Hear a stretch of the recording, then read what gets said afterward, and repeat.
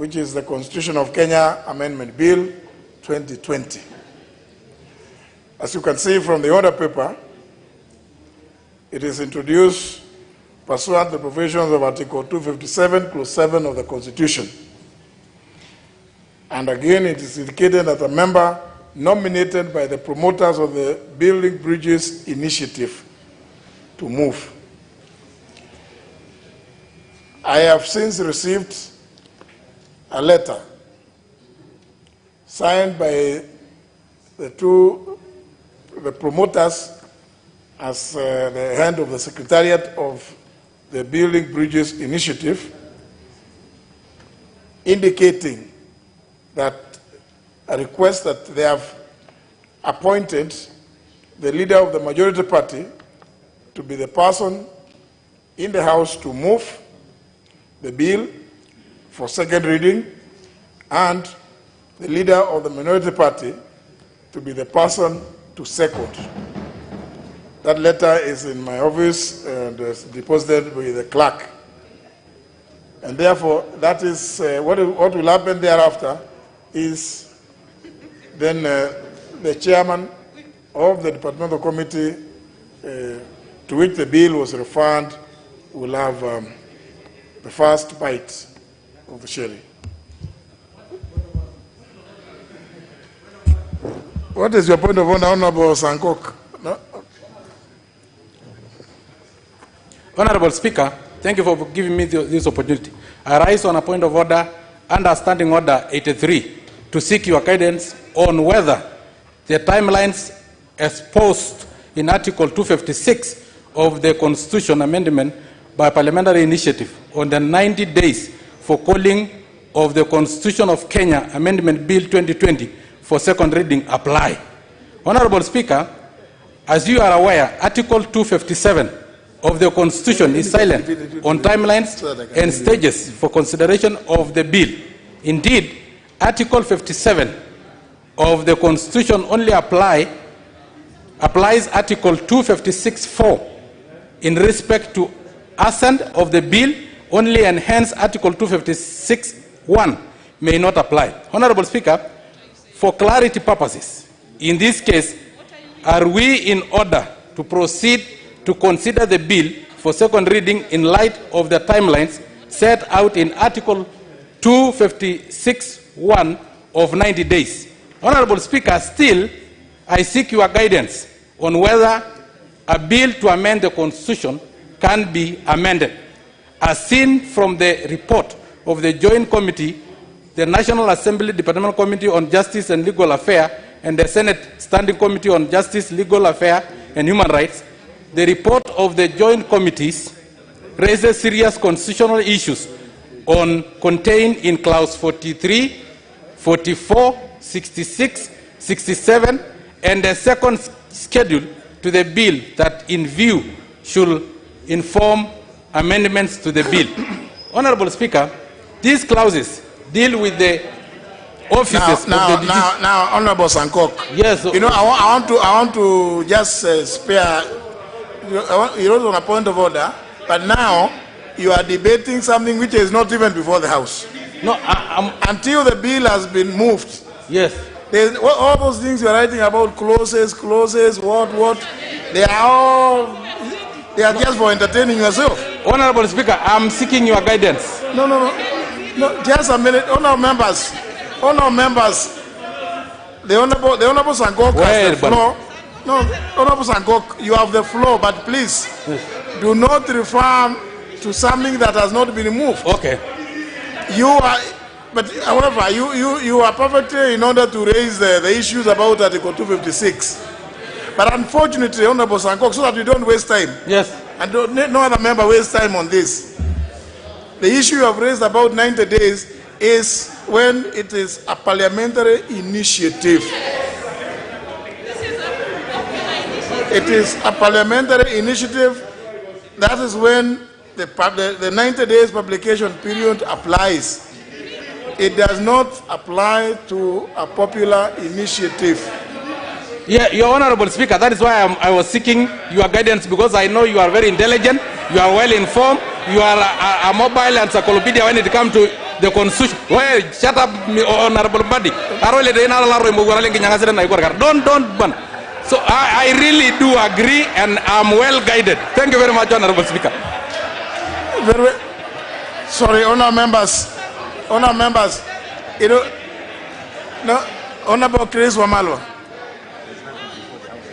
You know, yes, and you know, even as you raise, all of you who want to speak at this point, yes.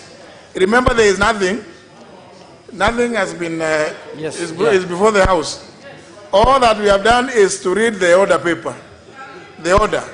Thank you. So that you don't address me on what is the contents, the substance. Yeah, of course.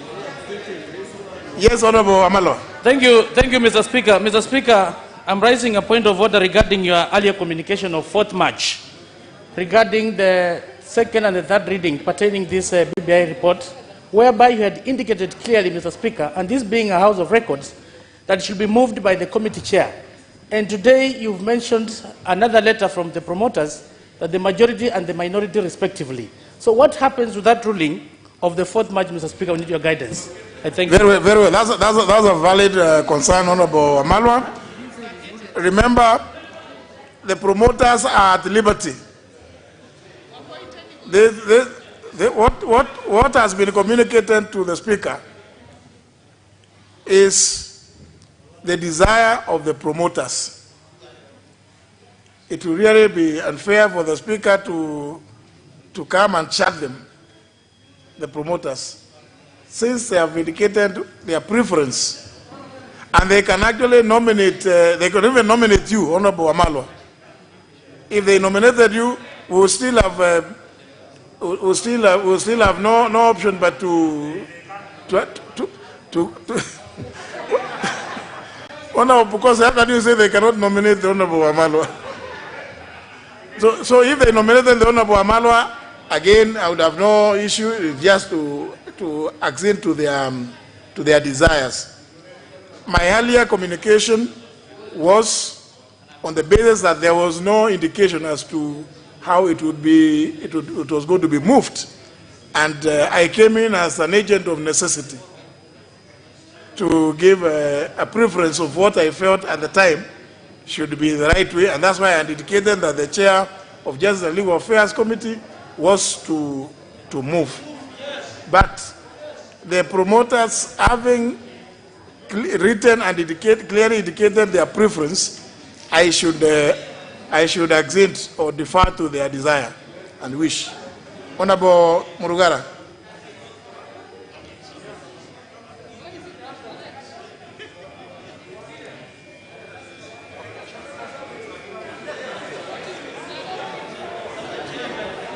Honorable Gitonga Murugara. You know?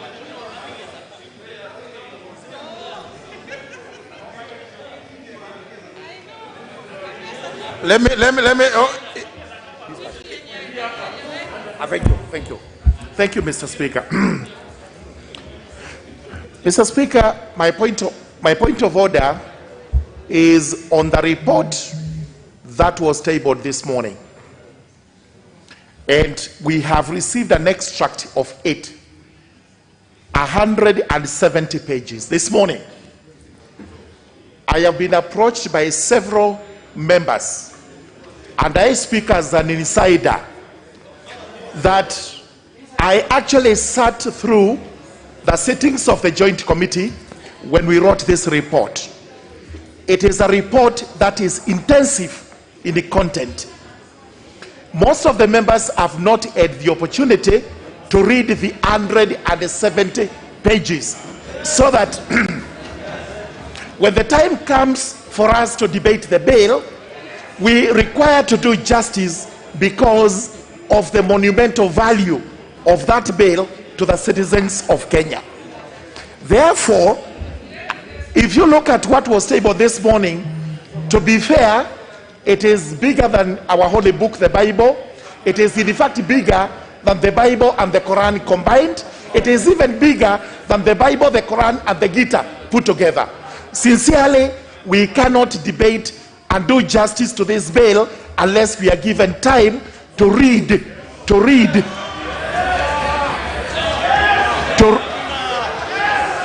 to read the report, to internalize it, and ensure that we have quality debate to the bill. Therefore, understanding order number one,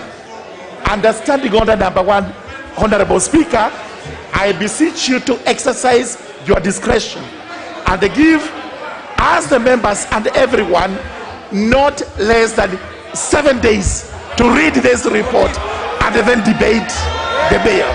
Thank you, Mr. Speaker.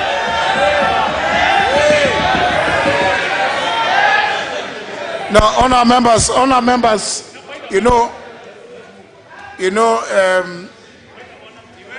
please, honor members, let us just treat each other with decorum and also with some element of seriousness.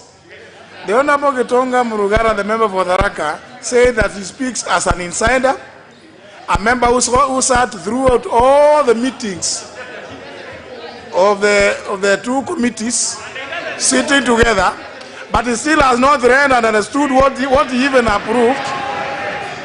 So he was now to be the one interceding on behalf of all the others.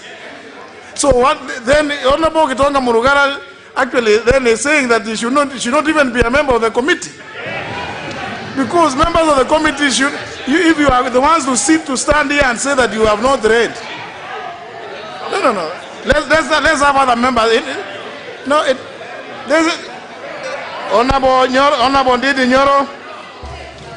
Thank you. If you make the wrong, you must weigh your wants as you make your interventions. Thank you very much. Yes. Thank you very much, Mr. Speaker. And I rise on a slightly different move, Mr. Speaker. Mr. Speaker, we are in a bicameral parliament in Kenya, Mr. Speaker. That is the National Assembly and the Senate.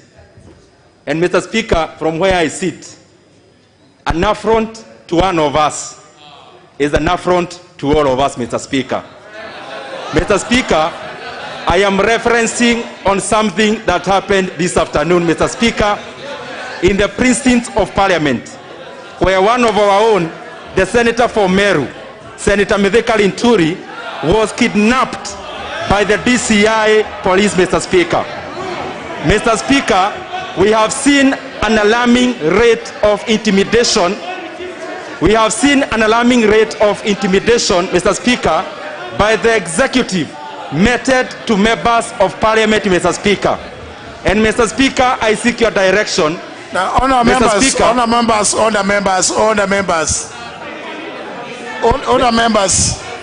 let him say what he has to say.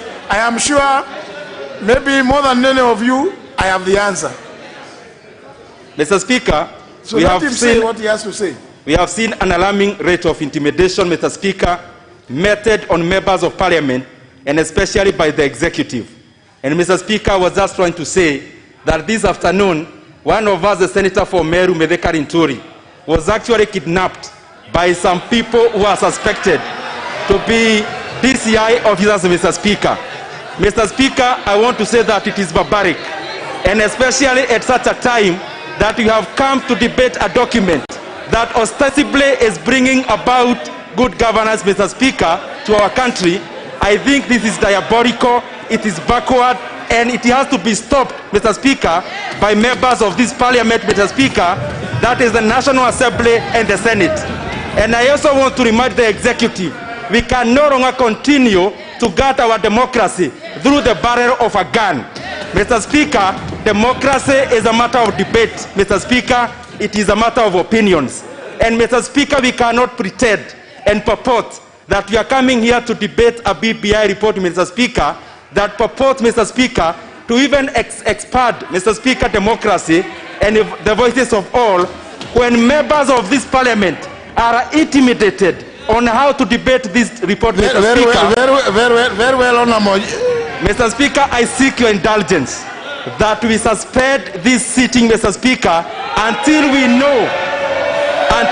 know the welfare of one of us, Senator, whom actually we don't even know whether he is alive, Mr. Speaker, after he was kidnapped by the DCI officers at the precincts of this parliament. Parliament. Thank you, Mr. Speaker, and I submit.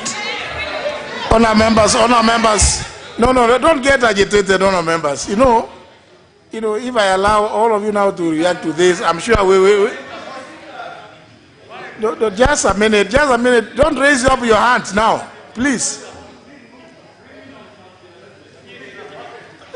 The matter which the Honourable Dede Nyoro has raised had already been raised with me earlier, and I'm sure, as you know, no house commands the other on how to transact its business.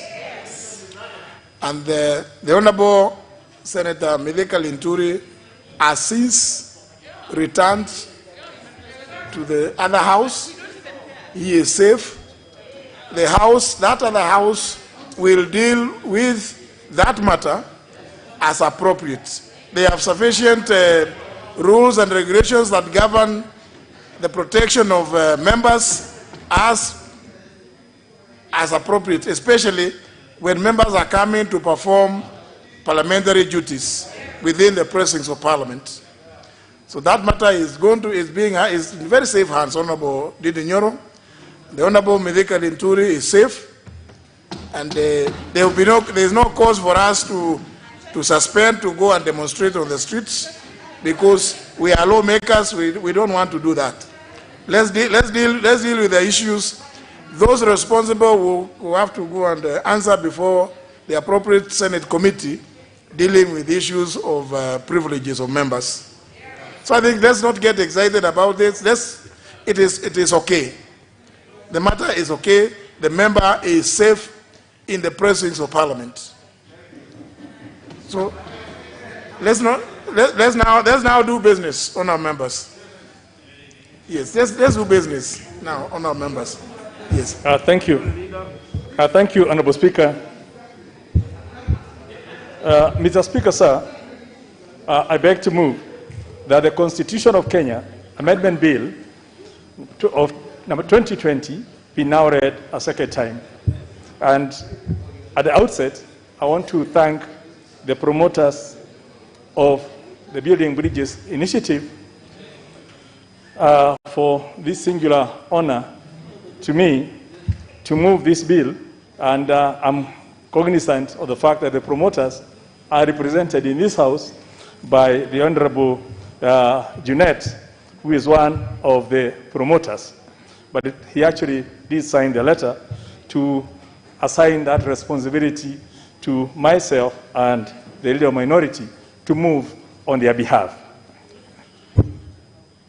Honorable Speaker, I wish to remind the House by way of background, that following the chaos that manifested after the 2017 presidential elections, we then had a peace deal which has been globally recognized as the March 2018 handshake between His Excellency President Uhuru Muigai Kenyatta and Right Honorable Raila Odinga, who one as the president and the other as the leader of the opposition coalition, and also known as the People's President, and who was sworn in by Honorable Kajwang as the People's CJ. Now the two leaders shook hands to create a truly bipartisan opportunity to unite this country, unity that has eluded this country from independence, and set in motion the process that will also identify some comprehensive and far-reaching changes that would strengthen the rule of law, unite Kenyans, deepen our constitutionalism, and launch a comprehensive process to consolidate this momentous opportunity. So the handshake was not an end in itself, but rather the beginning of a bigger process that will go beyond 2022, that may go beyond 2027, that may go beyond into the future. Mr. Speaker, to concretize this initiative, a Building Bridges Advisory Presidential Task Force was appointed by the President in May of 2018, and they submitted their report after consultations with Kenyans, 1 year later, on the 26th of November 2019. This was unveiled and was then taken back to the people for validation. But most importantly, is that so we remind ourselves where we started. During the handshake, the two leaders agreed on a 9-point agenda, which they believed if the 9 points are addressed, they will sort out the long-term issues of this country. And one of those issues was the lack of national ethos. What makes us Kenyan? Why are we shouting at one another? Why do people keep fighting?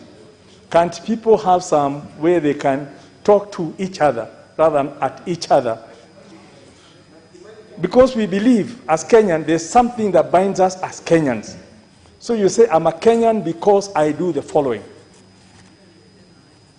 Our responsibility and rights. What are your responsibilities as a citizen? Members may recall that in the runner-up to the 2010 Constitution and within the Constitution itself, the agitation for rights was we need water in sufficient quantities. We need housing. Citizens must be given this.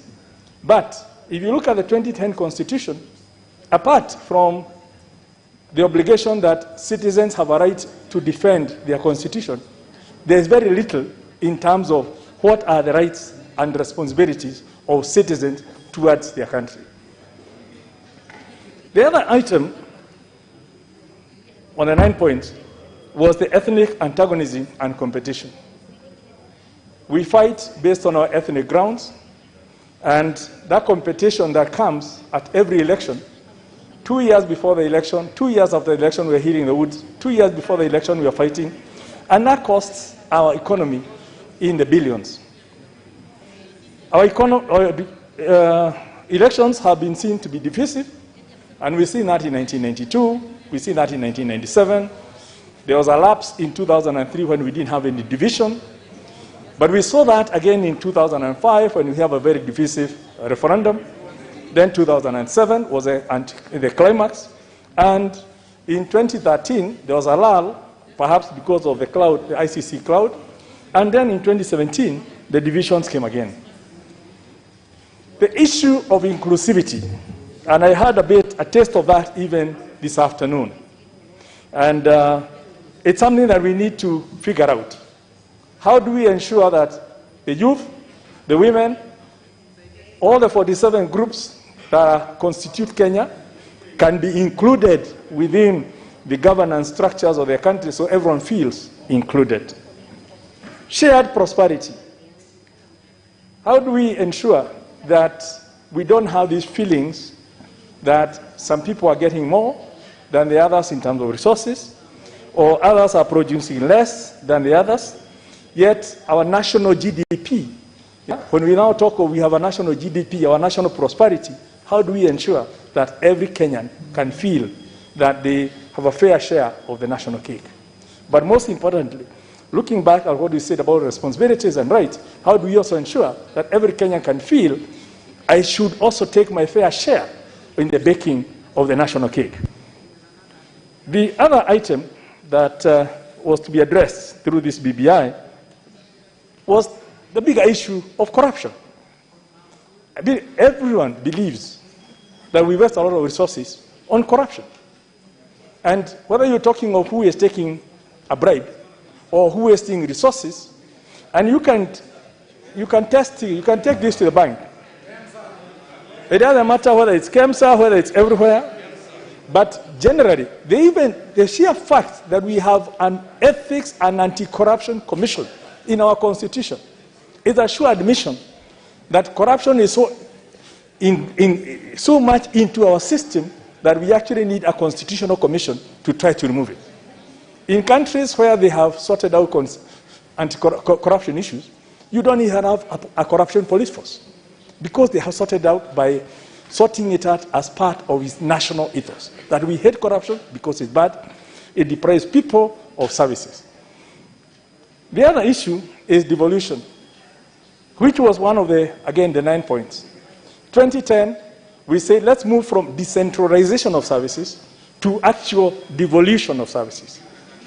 And the decentralization, you're basically moving government down. You may recall the issue hitherto of the district focus for rural development, where government services were being taken to the districts. But there was no power at the district level to make decisions. In fact, the first model of devolution was the setting up of CDF, where money was devolved to the constituencies, and there was decision-making at the constituency level in terms of what do we do with that money. And that seemed to have persuaded people, even at the 2010, that perhaps we should move most of these funds, and the functions, which used to be under the old CAP 265, the Local Governments Act, which had listed the things to be done by local authorities. And they were scheduled and said, let's not just give to our local governments, let's even shift the focus of these local governments. They're not just local governments, these are county governments. Change their names, even the whole nomenclature, give them functions, give them power, and even let them elect their own representative rather than those being appointees or the Minister for Local Government. But that devolution, 10 years down the line or 8 years down the line, it's time to look at it and say, has it worked? And I'll be coming back to that later. And then, obviously, the other issue was that safety and security. Because you can't have peace unless you can guarantee safety and security. Honorable Speaker, in January of 2020, His Excellency the President then appointed a steering committee on the implementation of the recommendation of the BBI to a United Kenya task force through Gazette Notice number 264, volume CXXI, Roman, number 7, with the following terms of reference. And one of them was to conduct the validation of the task force report on building bridges to a United Kenya through consultations with citizens, civil society, faith-based organizations, cultural leaders, the private sector, and experts, and then to propose administrative, policy, statutory, or constitutional changes that may be necessary for the implementation and recommendations contained in the task force report, and consider any relevant contributions made during the validation report.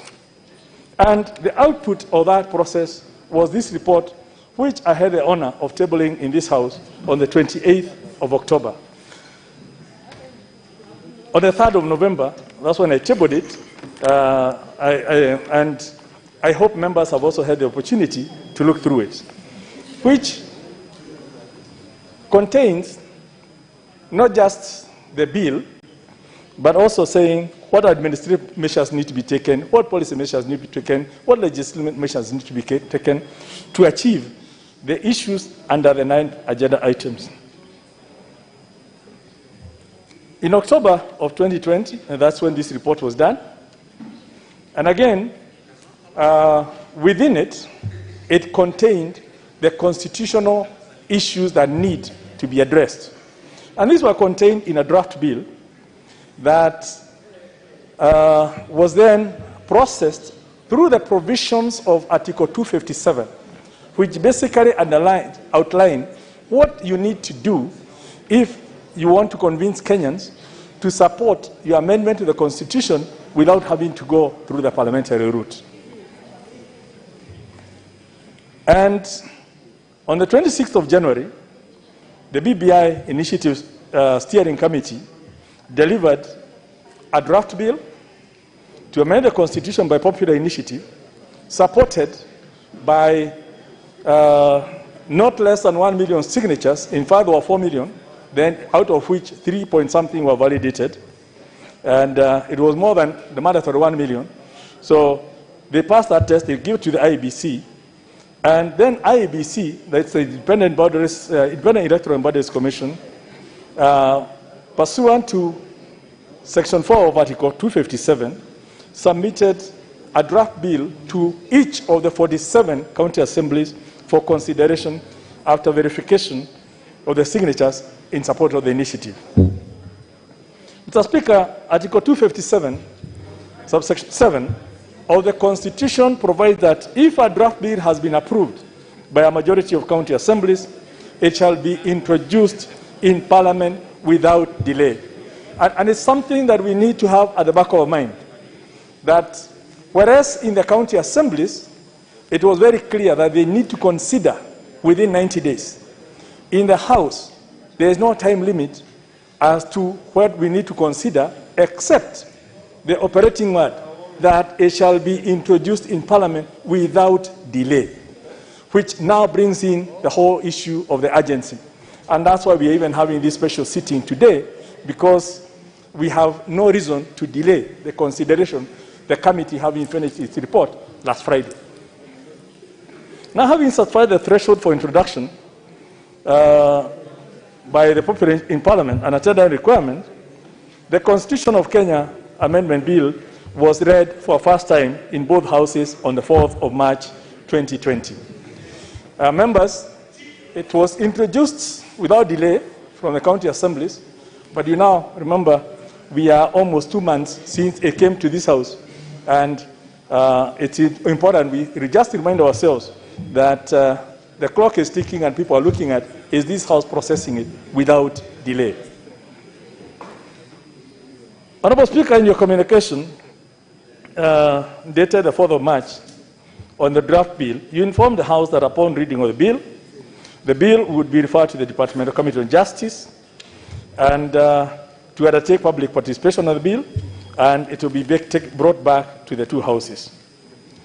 As Mr. Speaker, you're also aware, and you've mentioned this and we debated this before, that currently we actually don't have the legal framework or legislative framework within our statute law or even within our standing orders for the processing of an amendment to the Constitution by way of popular initiative.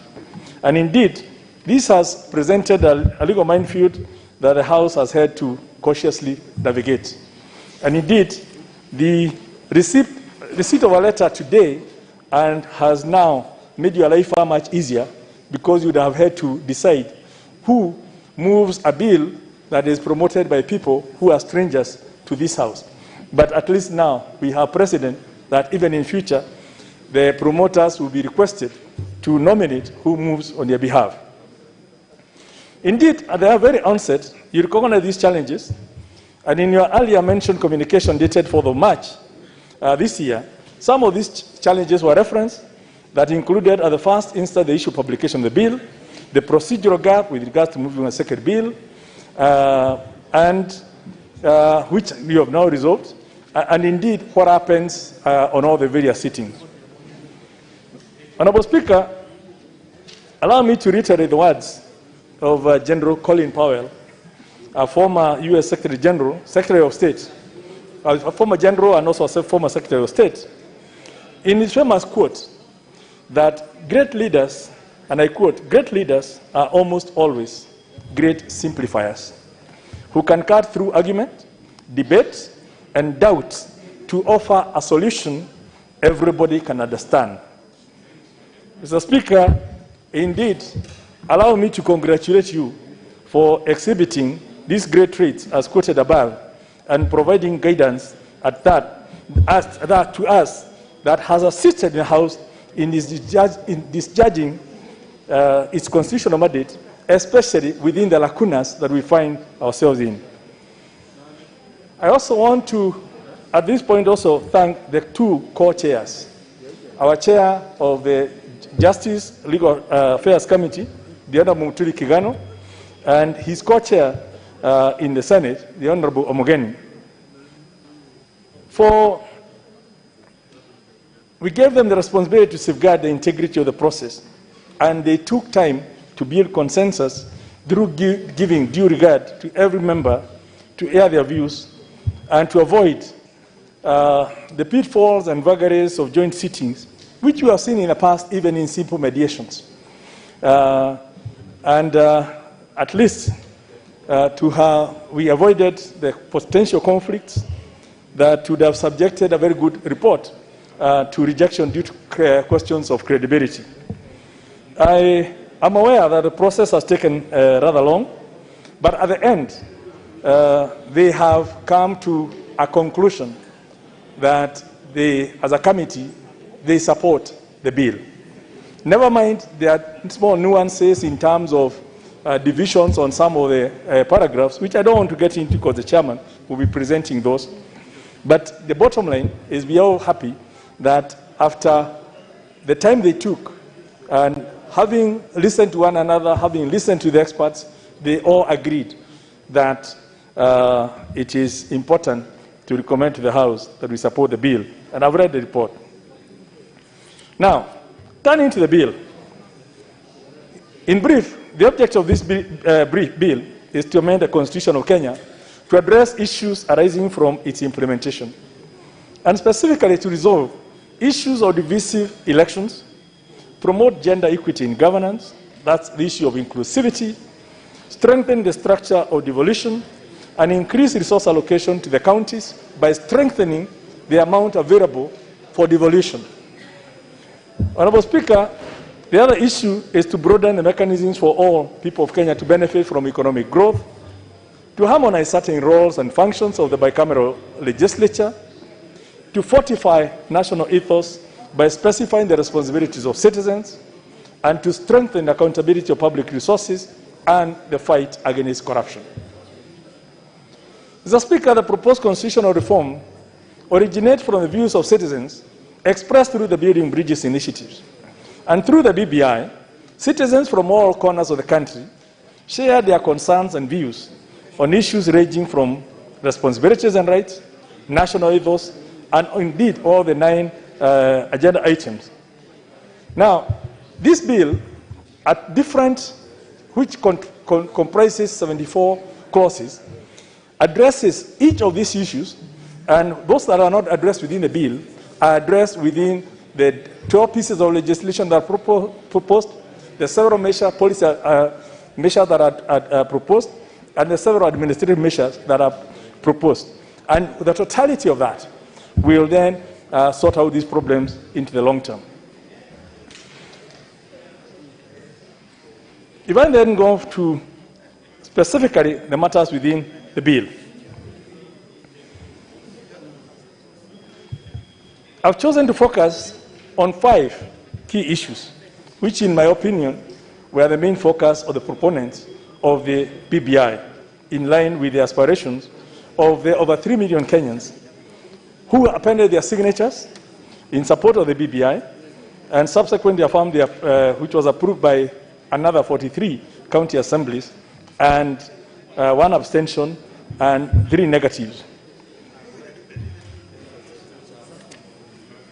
Further, the public participated heavily when our committee did call for public participation, and the chair of the committee will be giving us that issue.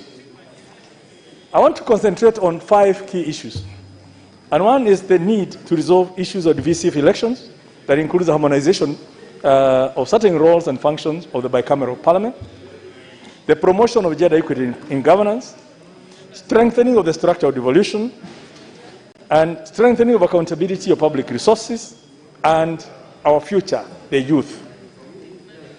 Mr. Speaker, as a matter of national, regional, and international notoriety, that Kenya has experienced electoral violence during the general elections held in the years 1992, 1997, 2007, and 2017. The violence that followed the elections of 2007, much of which was related to ethnic tensions, was serious enough that it actually led to international mediation and accommodation through a coalition government, which ultimately built crucial support for the adoption of a new constitution, which was approved in a referendum in 2010. A similar effort has been failed in 2005, mainly due to mistrust. Now, that constitution of 2010 established a presidential republic in which sovereignty is exercised by the people through directly or through their democratically elected representatives. The 2010 Constitution also made a number of key changes. It created a decentralized system. It also limited presidential powers. that every appointment needed to come to the House to be approved. Hitherto, there was not such thing. It also established this devolution in the 47 counties, which replaced the 46 districts for the capital, and a greater level of oversight over branches and levels of government through independent commissions and a more robust chapter on the Bill of Rights.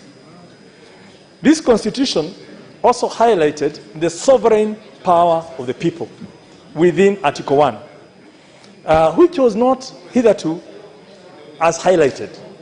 And more importantly, also gave the people, after like 20 years of agitating to change their constitution, and you know, all the Saba movements, all the tear gas in the streets, until people went to Bomas, through after Ufungamano and all those issues. For those who were active politically before 2000, you will know the struggle the Kenyans went through in an effort to change their constitution. So the 2010 constitution said Kenyans will never again have to fight on the streets to change their constitution. All they need is use a legal route, which was then prescribed within Article 257, also known as the Popular Initiative, that if Parliament or the government of the day are not willing to change the constitution for the benefit of the people, you now have a route in Article 257 through which you can actually change the constitution. And this bill is the first to come out to this House through that initiative. So it's thanks to the efforts of the Constitution of 2010 that we now have, that the people of Kenya can now come through this House and ultimately to the other Kenyans and persuade them to change the Constitution, whether we as a House support it or not, whether the government supports it or not. But the people want a certain change. The Constitution says they will get it. Mr. Speaker, I didn't mention that following the 2017 general elections, much as Kenyans had hoped that the 2010 Constitution was going to solidify the unity and lead to peace and stability into, ever after, the elections of 2017 brought out that perhaps there were still some simmering issues that unless they addressed, we will never reach our nirvana that we hoped our 2010 Constitution would take us through, because tensions were still there. And it is taking this in mind that His Excellency the President, Uhuru Kenyatta, who had committed himself and his Jubilee Party to healing and unifying Kenya, he began reaching out to the leaders across the political divide, including the opposition, in a lengthy and tedious exercise which culminated in the famous handshake. And we must remember that apart from being a Jubilee Party political pledge to unite Kenyans, it's also one of his obligations under Article 131(2) that requires the President to promote and enhance the unity of Kenya. So part of the pursuit of the handshake is in pursuit of a constitutional obligation by the President to unite and to promote and enhance the unity of Kenya. Mr. Speaker, this bill is proposing to replace this pure presidential system that we adopted, copying a bit from America, perhaps without realizing we are talking of a federal system in America. A federal system where resources are resident in the states, and only about 30% of the GDP is actually controlled within the federal government system. But 70% of the resources and service delivery is within the states.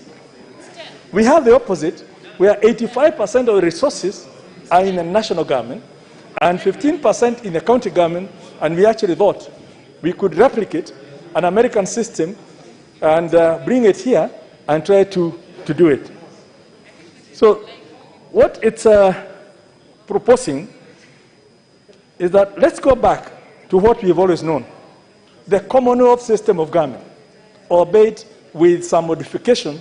Because we don't have a monarchy, we have a president. something we started with in 1964 when Kenya became a republic.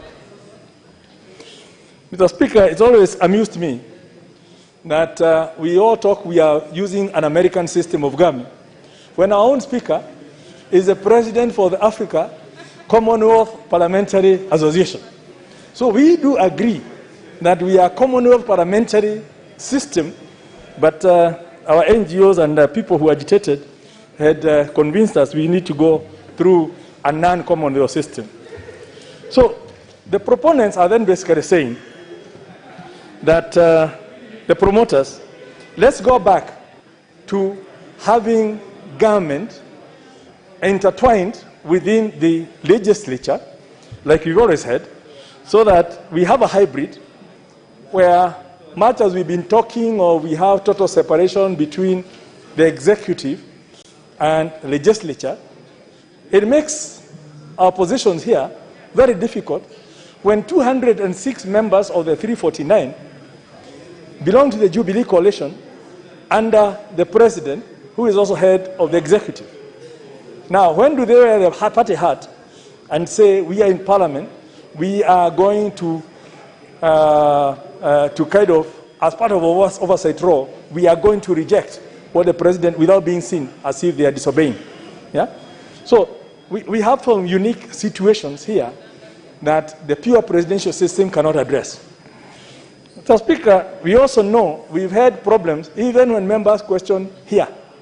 The accountability has been so limited because the cabinet secretaries would appear in committee room number 4 or somewhere in Protection House or Continental to answer a question by one member.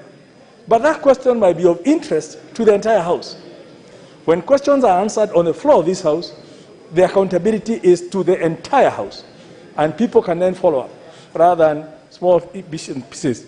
So the members did then say, let's have the executive back in the House, and the position, when you have that kind of situation, the ministers are in the House, then obviously you need somebody to coordinate them who cannot be the leader of majority. Because the ministers would, what used to be in the old days, the leader of government business, then is what is now being brought in as the Prime Minister, who will be the coordinator of the ministers in the House, assisted by two deputies. So I've heard people saying that there's creation of vacancies or many positions for political reasons. But immediately you introduce ministers in the House, of necessity, you will need somebody to coordinate them. And that person can be the first among them, who is the Prime Minister, yeah? Or the Premier Minister, which is the First Minister, if you like, assisted by 2 deputies.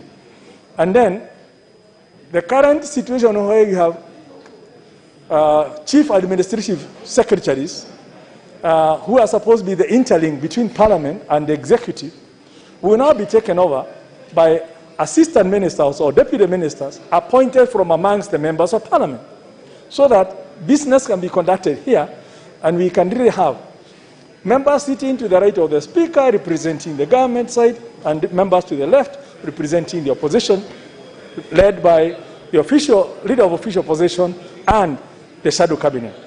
And that system has worked before. We know it can work, and it will continue working. Mr. Speaker, as regards the second issue of the 2/3 gender rule, we know in 2010 we agreed that Kenyans said that we should have a system of governance that ensures that 2/3, no more than 2/3 of one gender must be represented in elective or even appointee positions. And that was contained within Article 27(8), which says the state shall take legislative and other measures to implement this principle to ensure that no more than 2/3 of the members of elective bodies shall be of the same gender. Now, it's been tried like 6 times in this House, and every attempt has flopped, including us being threatened with a dissolution of the House because people went to the Chief Justice to say we have failed and hence we should be dissolved. And the President, in his wisdom, knew that there was an initiative that was also coming and hence could well be used to solve this problem so he doesn't have to dissolve Parliament because let the people of Kenya decide on how they want to handle this issue. Because it's the people of Kenya through a referendum in 2010 who put this challenge onto Parliament. So we're fortunate as Parliament that the promoters of BBI have taken this challenge from us and we'll be taking it to the people to say, in 2010, you brought in the two-third gender rule. Can you now make a decision as to how we constitute Parliament without forcing you to nominate to elect and so, because Article 38 is very clear that you cannot, people have a choice of who to vote for or where to buy. Because of those issues, BBI is solving our problem, and we're happy and we hope that the people of Kenya will then make a decision on that as they did in 2010. Mr. Speaker, one of the other innovative things that happened in terms of the amendments to Article 97 is that much as we are thinking that in the event that members are not, that the public does not elect members in the proportions envisaged, the two-thirds, even after political parties will be forced to provide lists that are gender compliant, if I use the word, the top-up will also not just be by people picking people who have not participated in an electoral system, because the whole point of the top-up is to help people to participate in the election. So it will be tied to people who've actually participated in the election. As regards the strengthening of the structure of devolution, Mr. Speaker, I wish I could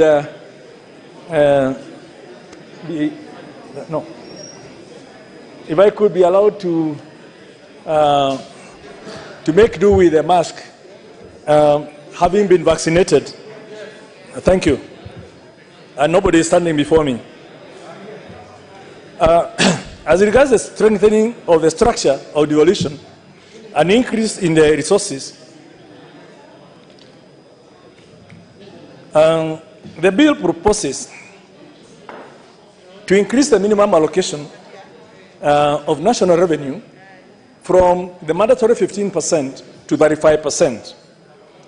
Now, it's important to note that even as we were discussing the Division of Revenue Bill this afternoon, if you did a quick calculation, you'll find that we are not actually at 15%, and it's moved from between 26% to about 30%.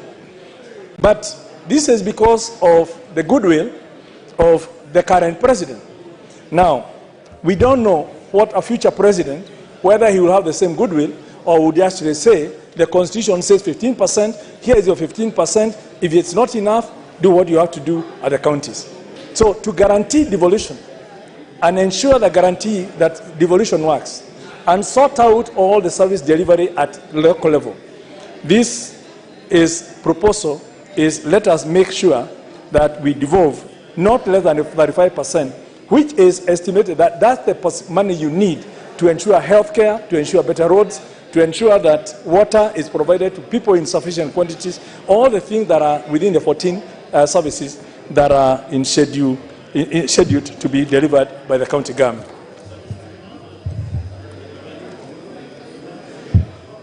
Mr. Speaker, the bill in clause 50 also proposes to amend Article 203 on equitable share and other financial laws to expand the criteria for determining the equitable share to include the need to eradicate corrupt practices and wastage of public resources, the need to ensure the attainment of the economic and social rights guaranteed under Article 43, so that money is not just going to the counties, but it must be tied to the extent to which they are actually attaining the economic rights, and also a certain compression to ensure that the average amount of money allocated per person in a county with the highest allocation does not exceed more than 3 times the one with the lowest. Honorable Speaker, we said one of the biggest issues has been competition for resources. And if people cannot get resources fairly through a distributive system, through a formula, people will then want to fight for the top position so that if they get to State House, they can guarantee resources for their people. Immediately you show fair distribution of money across all the counties and also give people more money by giving 35%, and services are delivered at that local level, the competition for positions at the top will diminish because everyone is getting what they need. That's why you don't find the cutthroat competition in UK, you don't find the cutthroat competition in Europe, you don't find that cutthroat competition in the US, but because the state provides all the resources fairly across the entire country. But here, we believe unless one of your own is at the top, you will not be guaranteed resources because there's no fair distributive system that is within the law. And what this is going to do is by increasing the amount of money to 35%, so you're reducing the power at the center and the people having to kowtow to a power that be to get services because they have them there. Let people decide on their governor. 2, you're also devolving this money equitably. And when you now come also to the amendment that I also proposed within Article 89 and the others in terms of the fair distribution of seats, the voice is also adequately distributed. So what would people be fighting for to actually get to the center to guarantee themselves a piece of the pie when it's already guaranteed by the law? And these are some of the things that BBI, we may not see it that way. But when you now look at the bigger picture, you will see that just by those 3 provisions, it will mean that people, their appetite for fighting at the top will drastically reduce.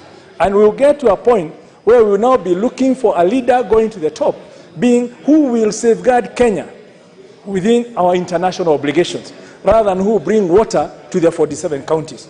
Not who will do more electrification in the country, but who will ensure that Kenyan goods can operate within the Africa trade framework or open up markets in China and all those things. That's the kind of president we'll be looking for in the future once you sort out some of these issues where we are seen, the president is seen as a provider of basic goods that should be provided by law and through the devolved system. Mr. Speaker, these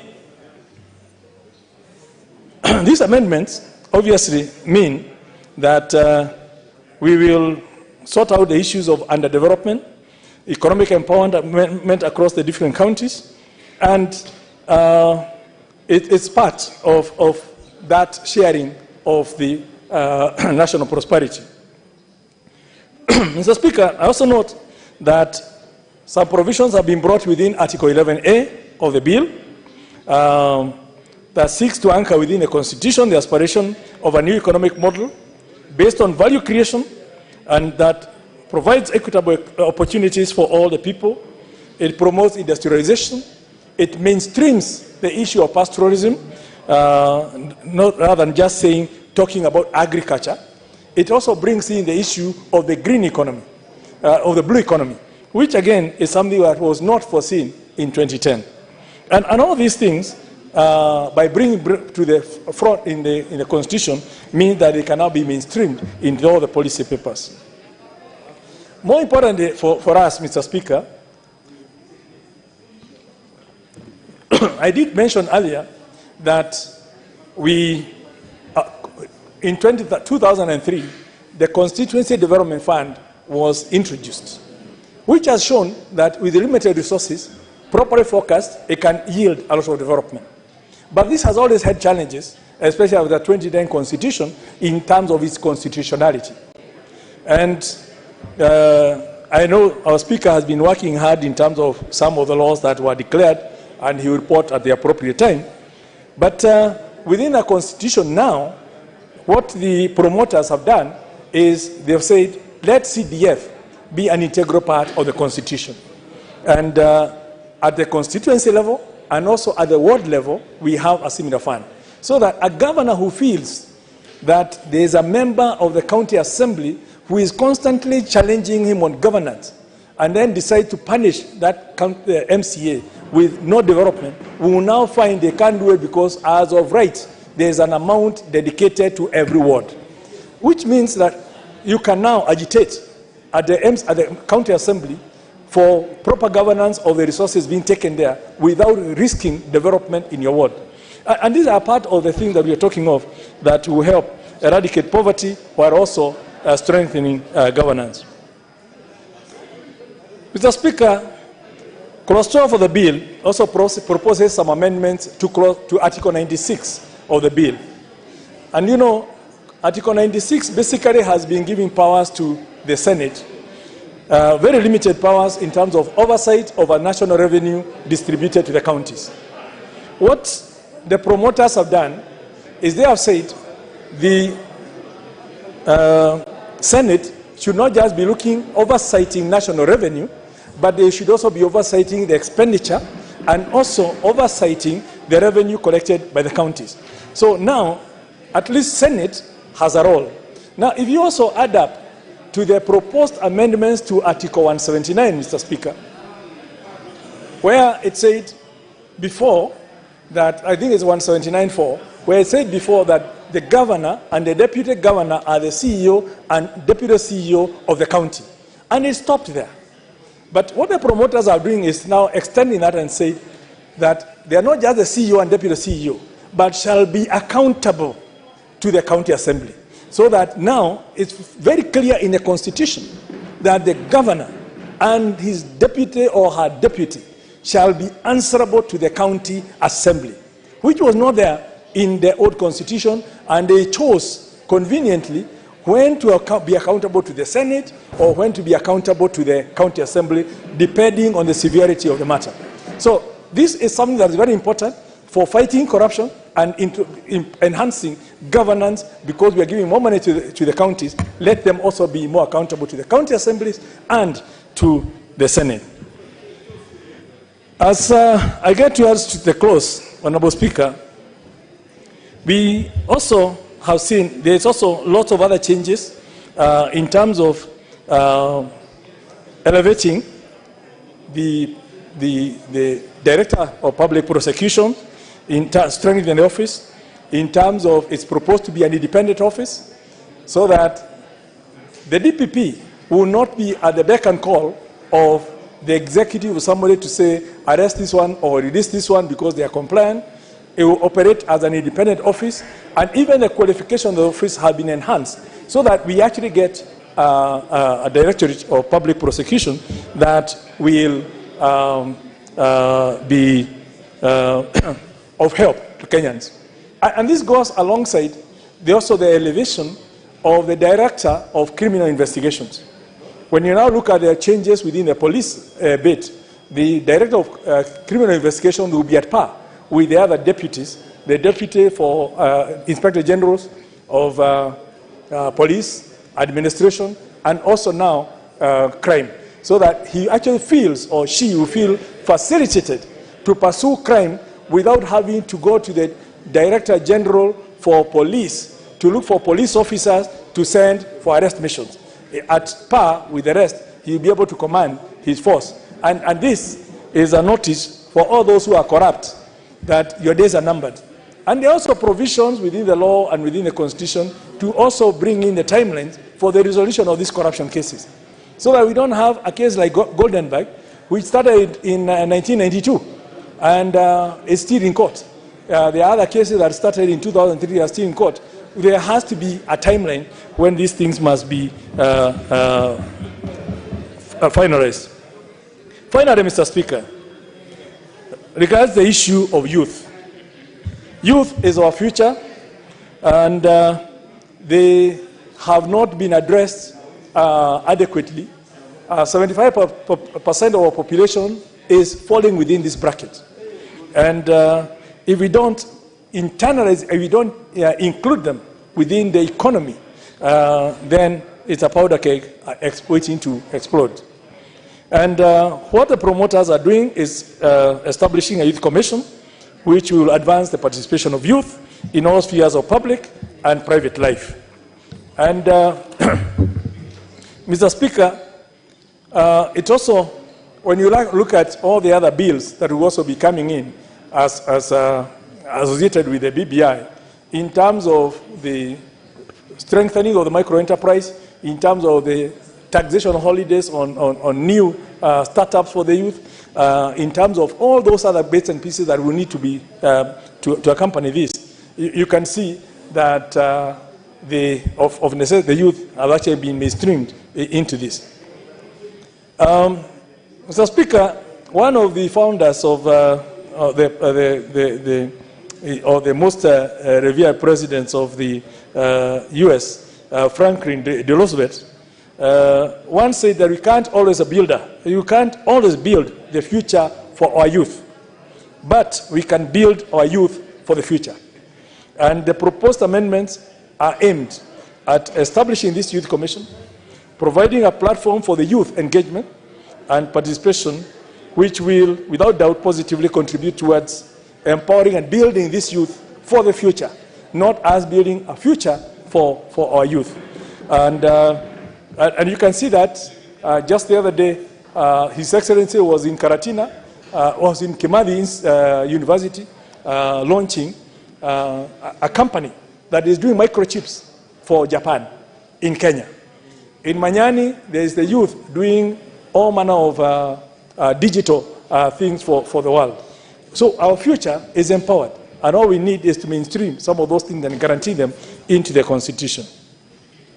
As I conclude, Mr. Speaker, allow me also to reiterate the words of one of the biggest civil rights movement activists, MLK, or Dr. Martin Luther King, Jr., who said, and I quote, that one of the great liabilities of history is that all too many people fail to remain awake through great periods of social change. Every society has its protectors of status quo, its fraternities of the indifferent, and its fraternities of the indifferent who are notorious for sleeping through revolutions. Today, our very survival depends on our ability to stay awake, to adjust to new ideas, to remain vigilant, and to face the challenge of change. End of quotes. In this regard, I wish to ask members that we're being called upon to join this revolution to change Kenya to a better place, so that our future children, our current children and our future and their children can have a place that they will say there were people before us who, following in what happened in 2010, took a constitutional moment, which the president has been talking about, and have made our constitution much better and have guaranteed us a future that will then ensure that we will be better off than our parents.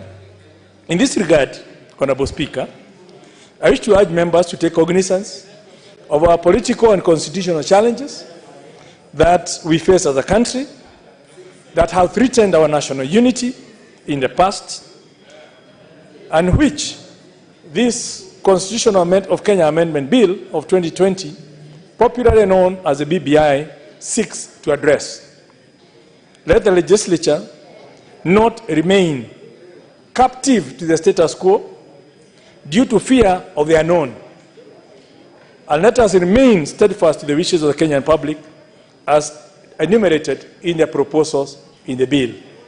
And, honorable members, like I said, every election cycle, it is estimated we lose minimum of 1 year before, 1 year after. If you look at the GDP we lose, it's estimated by World Bank in 2007, it was estimated that the clashes cost our GDP 430 billion. And we saw the growth rate move from 7 to 0%.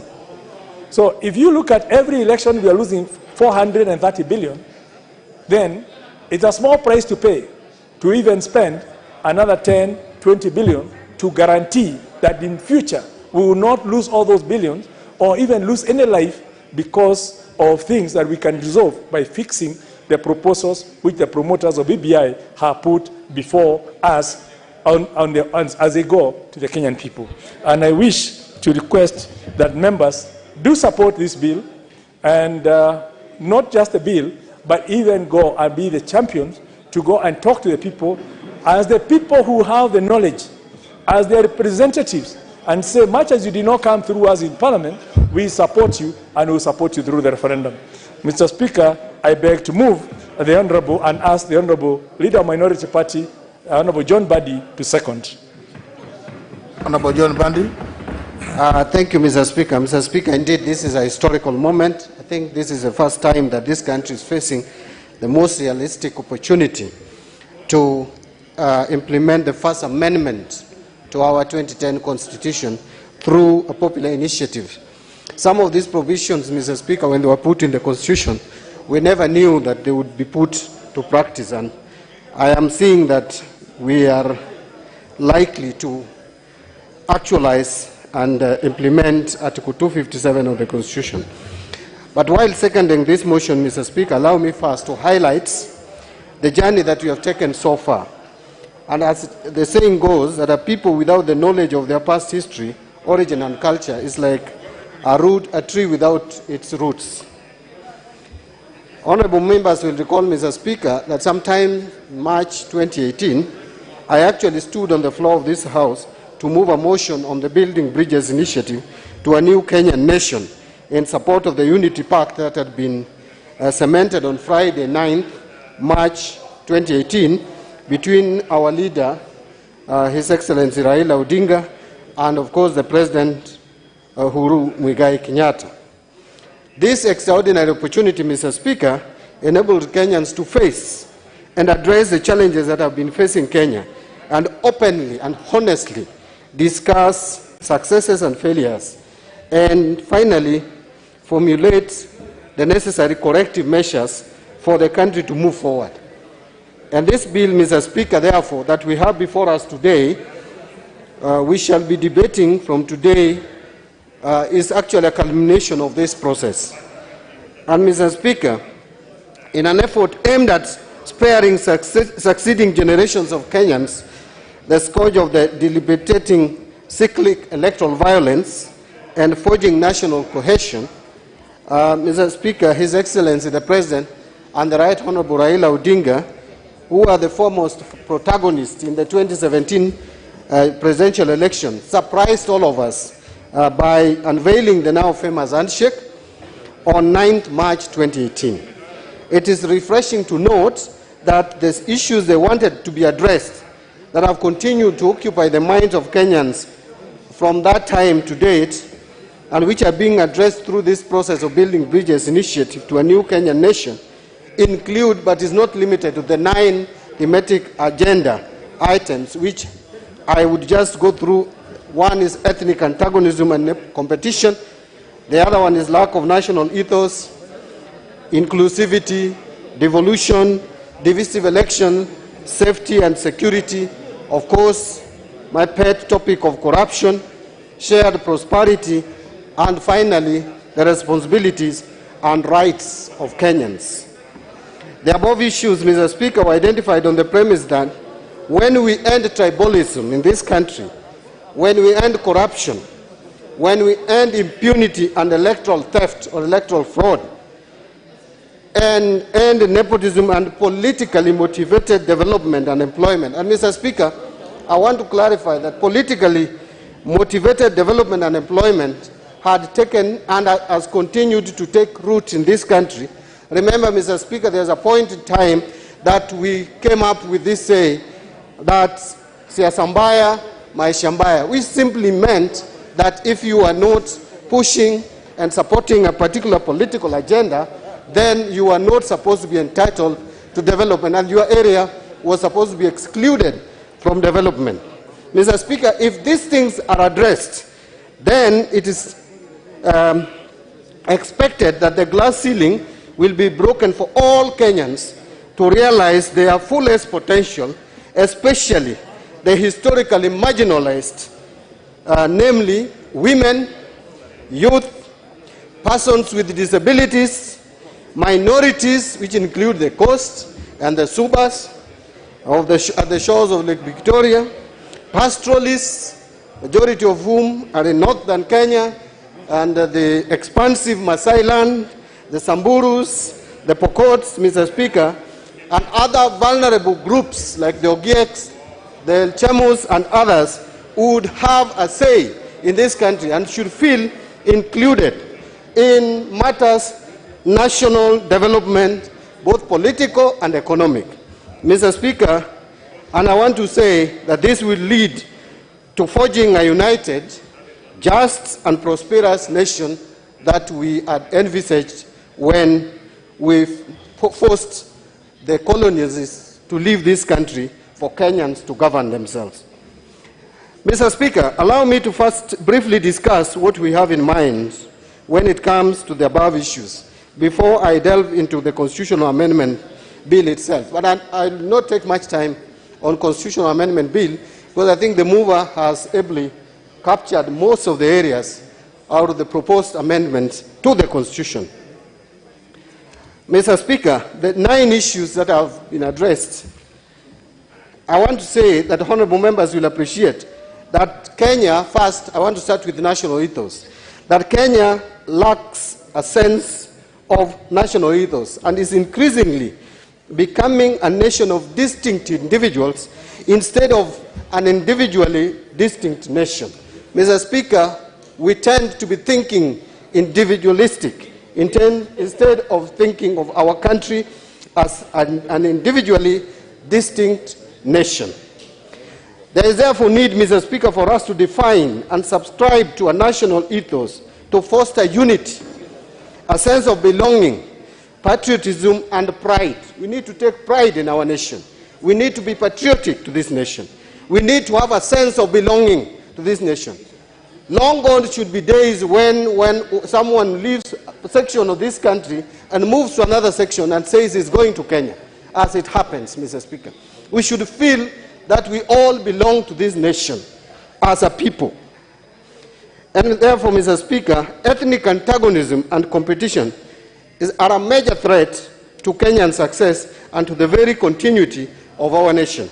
Mr. Speaker, when talking about inclusivity, I want to say that Kenyans have for a long time expressed a keen desire for greater political, economic, and religious inclusivity. In fact, inclusivity touches on those 3 distinct areas. We need religious inclusivity.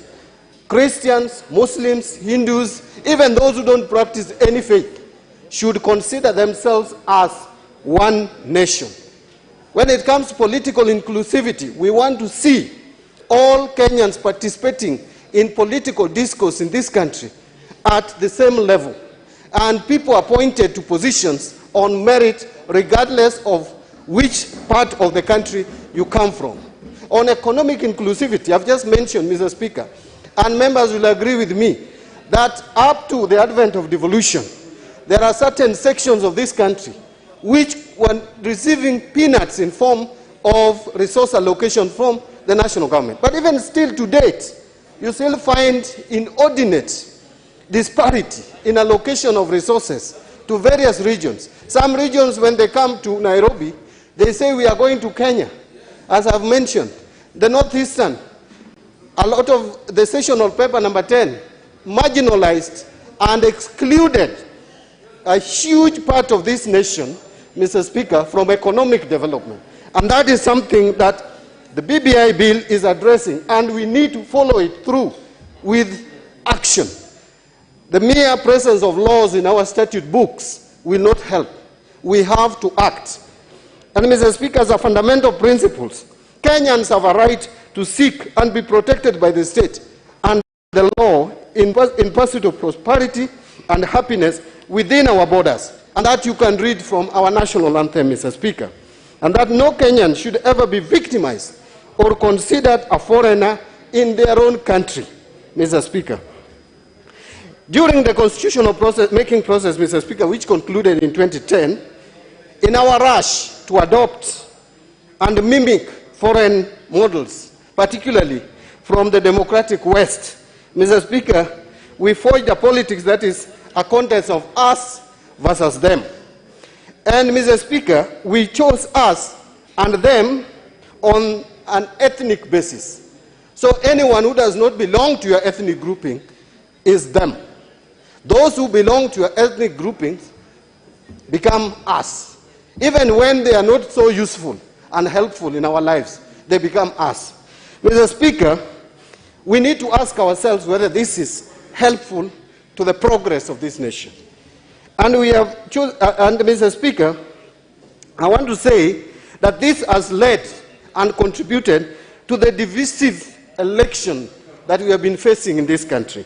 We have associated progress in this country. We have associated development to who occupies the highest office in the land and the ethnic background of that particular individual.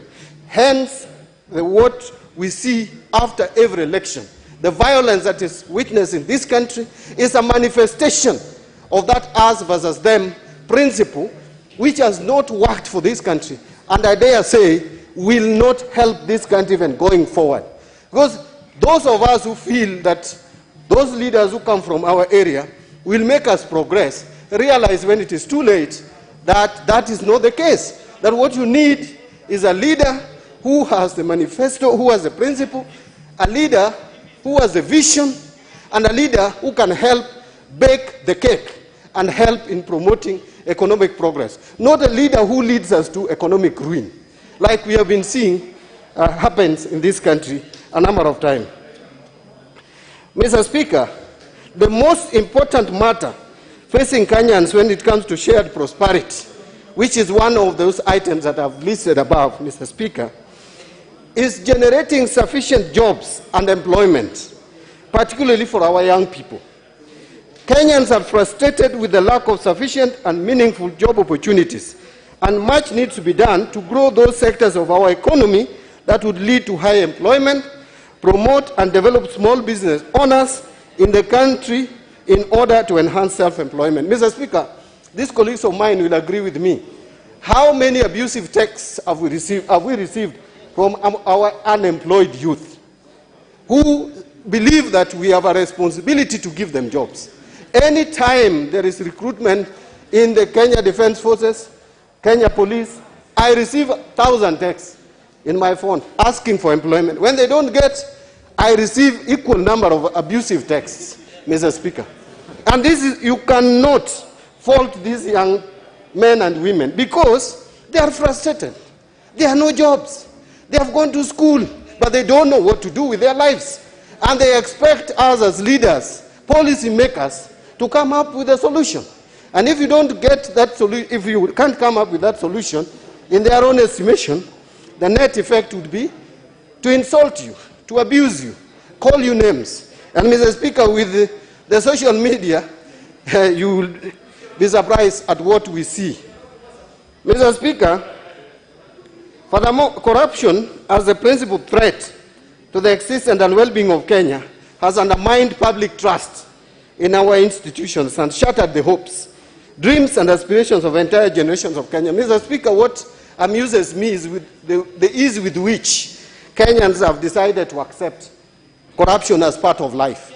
When you talk about corrupt leaders who should not ascend to certain positions in this country, the next thing you hear is everybody is a thief. I keep on telling them, I'm not a thief. Why do you call all of us a thieves?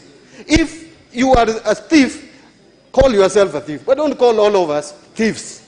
And you find it is very normal that when it comes to theft, you should not judge leaders on the basis of theft. And then when the leaders start stealing, Kenyans start complaining again. Kenyans must come out strongly and say it is wrong to put into positions of leadership thieves.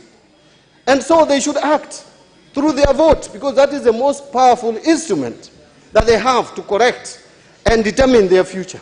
And Mr. Speaker, that's why I'm happy that at least the BBI bill is proposing certain steps to be taken to handle issues corruption, one of which is even trying to bring it clearly that these cases must be concluded within a period of time. Mr. Speaker, if we can conclude presidential elections in a short period of time, parliamentary elections, if we can put timelines, why can't we put timelines for corruption cases so that those who are innocent can enjoy and continue with their life, but those who are corrupt and have stolen public funds should be taken to jail in a record time so that others are discouraged that it is very expensive and costly to engage in corrupt activities. Mr. Speaker, something that I want to talk about again is that this Constitutional Amendment Bill contains the results of a 2-year process in which Kenyans from every walk of life, in almost all our counties, across government entities, and with a wide variety of expertise, made their views known through the process. I will highlight proposed constitutional reforms as presented in the bill. It is important to appreciate that the process has been all-inclusive through public participation, where views presented were analyzed and validated by Kenyans to initiate a constitutional amendment through or pursuant to the provisions of Article 257 of the Constitution. And Mr. Speaker, that is where I don't agree with those who are questioning the public participation in this bill. Because public participation, Mr. Speaker, this bill is a process of popular initiative. It is the people themselves. Over 4 million Kenyans appended their signature. Over 3 million were verified by the IBC as correct. And so, Mr. Speaker, this is quite an inclusive process. Mr. Speaker, when looking at Chapter 2 of the Constitution, the bill proposes seeks to amend Chapter 2 of the Constitution on formative aspects of the Republic to address regional integration, cohesion, shared prosperity, and the centrality of the economy. This is in order to harness regional trade, investment, and people-to-people links to increase our prosperity, opportunities for investment, and enhance our security. Further, the bill seeks to amend Chapter 3 also on citizenship to strengthen the national ethos that I talked about and the responsibility of citizens. You know, if you look at the current Constitution, Mr. Speaker, it talks about rights of individuals. But it is not addressing also responsibility. Rights comes with responsibility. You must also be responsible as a Kenyan. Mr. Speaker, the amendments informed by the undertaking that the current Constitution has rightly imposed various socio-economic duties on the state, but does not envision any responsibility on the part of the citizen. Mr. Speaker, the bill also seeks to amend the Chapter 4 on the Bill of Rights to provide a constitutional underpinning for the privacy of citizens' personal data as an emerging area in human rights owing to significant technological developments in this area, the recent of which is the Huduma number, and all the information that we are providing to the state needs to be protected. Of course, Chapter 6 is also being amended on leadership and integrity to intensify the fight against corruption, as I mentioned earlier, by strengthening the relevant institution, and which includes a mechanism for more expeditious conduct of investigations, prosecution, and trial of corruption-related matters. Mr. Speaker, further, the bill seeks to amend Chapter 7 on representation of the people to remove issues of divisive elections arising from electoral processes, one of which is to enhance transparency and fairness of representation in the electoral system. Number 2 is to promote electoral competition based on ideas, values, and our shared humanity, rather than the common enemy identity politics that have defined our electoral circle to date. 3 is to promote gender equity in governance by actualizing the constitutional provision of the 2/3 gender principle, which has become illusionary all these years. We have attempted many times in this House, Mr. Speaker, to actualize the provisions of our Constitution regarding the gender principles. Implement the provisions of Article 81 D and 89(7) of the Constitution, which mandates that the electoral system is to comply with the universal principles of fair representation, equality of the vote, and the requirement that IBC, in setting constituency and ward boundaries, should progressively work towards ensuring that the number of inhabitants in each constituency and ward is as nearly as possible equal to the population quota. I've had people fault the 70 constituencies, where the question is, when by 2022, chances are that those constituencies which were protected, including Budalangi, Othaya, and others, are supposed to disappear. How then do you all of a sudden tell people who have been enjoying representation that henceforth those constituencies don't exist? At the same time, there are constituencies which feel that they are underrepresented in terms of the numerical and demographics. So you must balance all this, and it comes with a price, Mr. Speaker. Of course, the bill seeks to amend Chapter 8 on the legislature to remodel the parliamentary system by bringing the government back into the House, Mr. Speaker. This we have talked about. Previously, you will agree with me, and members will agree, that, Mr. Speaker, the current system is not very desirable for our society. We need government in this House to answer, to address, and to be accountable in this House to the people's representatives. And, Mr. Speaker, that is something that I want to encourage, that even if you don't see anything positive in this bill, you should see that as a positive step. On Chapter 9 of the executive, of course, we'll be expanding executive in order to promote greater inclusivity and mitigate the drawbacks of the winner-take-all electoral formula. However, Mr. Speaker, I've heard many people say that by creating the position of Prime Minister and the deputies, that you are expanding the government, you are making it very costly. That may be true, it may not be true, because you need to take the Constitution in its totality. As you create those extra positions, and there are 3, we are also saying that members of the National Assembly can become ministers. And by that, you will be reducing costs.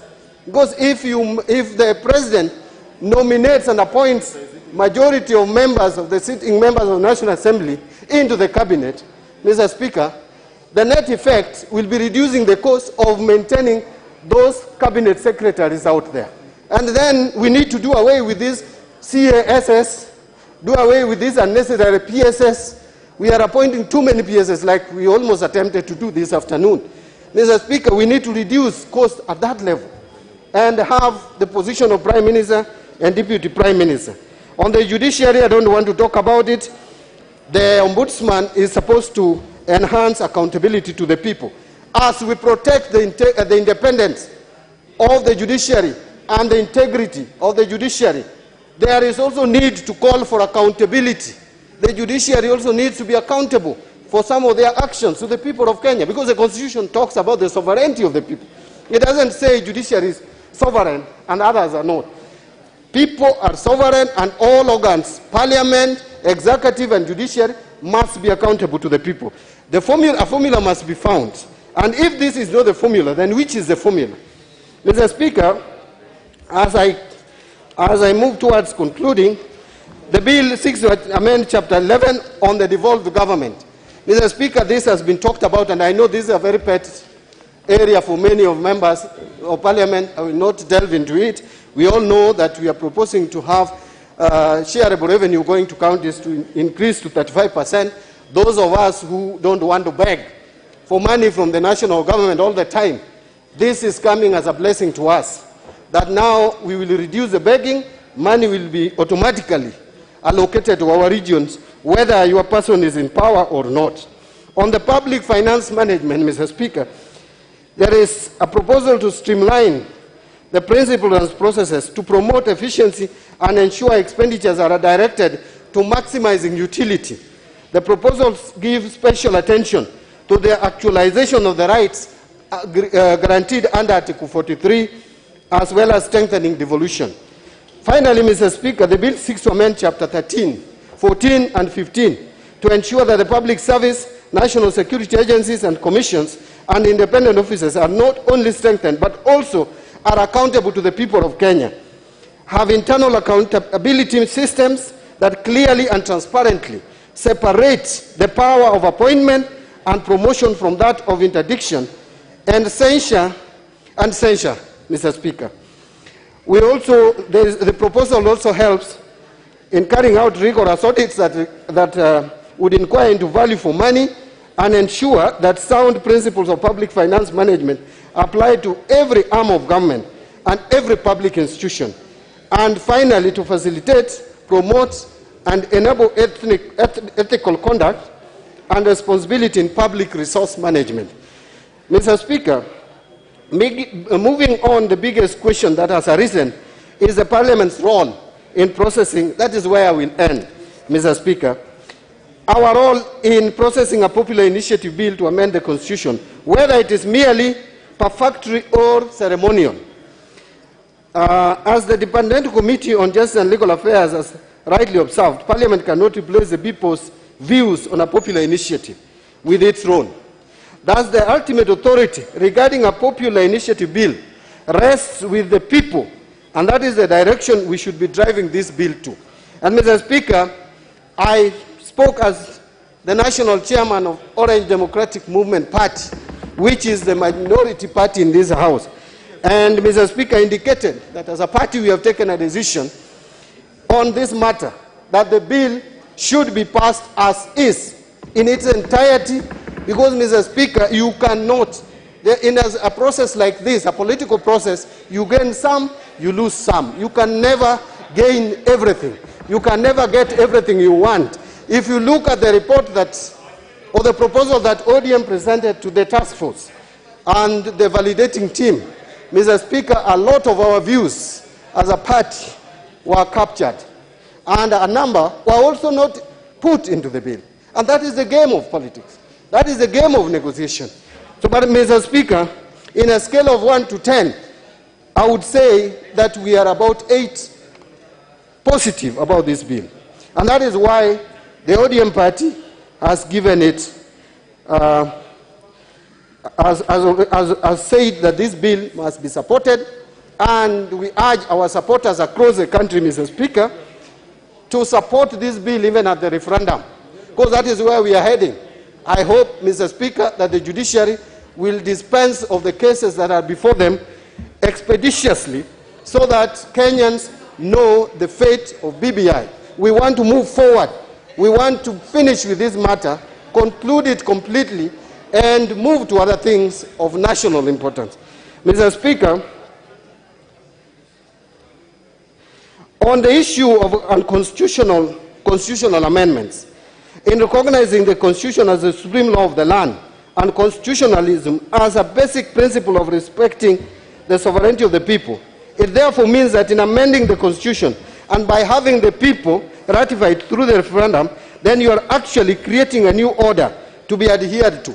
Thus, the issue of unconstitutionalism should not arise, Mr. Speaker. I want to repeat, it should not arise. How can you call amendment to the Constitution unconstitutional?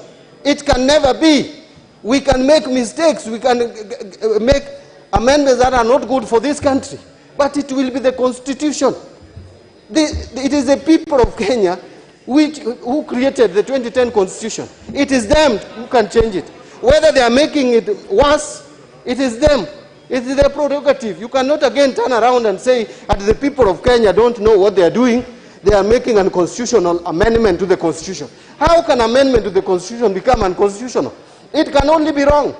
It can only be an amendment that does not help the country move forward. The committee has also pointed out in their report that a constitutional amendment becomes constitutional if it is approved by the people in a referendum. Therefore, powers of Parliament on legislation notwithstanding, the BBI Constitutional Amendment Bill should proceed as envisaged for the people to decide whether the amendments are constitutional or not, pursuant to provisions of Article 257(10). If Kenyans feel that they don't want those provisions, they will reject them. But you cannot call what goes to the people of Kenya unconstitutional. Mr. Speaker, the Constitution of Kenya Amendment Bill 2020, including its schedules, is one bill and has provisions contemplated under Article 225, where a referendum will be required.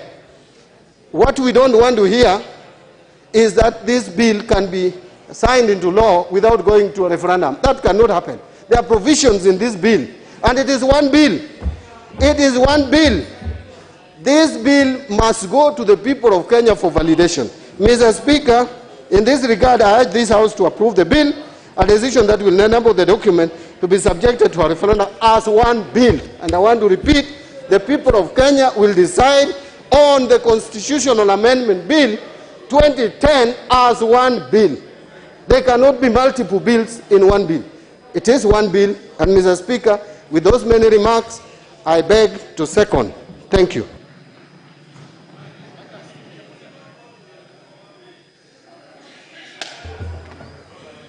Honour members, member for Emurwa Dikir.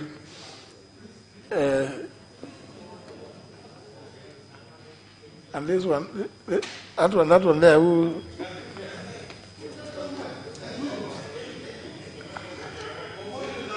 The other member for Cherangany? Kurasoi? No. That's the member for Cherangany. Honour members, I propose the question, which is that the Constitution of Kenya Amendment Bill 2020 be now read a second time.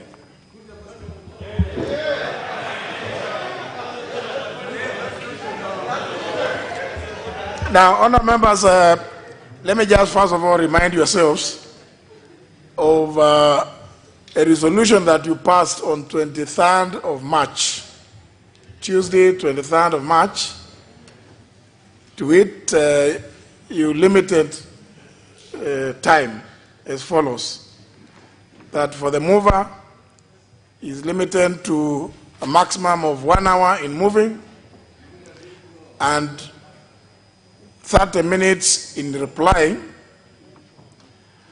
The leader of the majority party and leader of the minority party,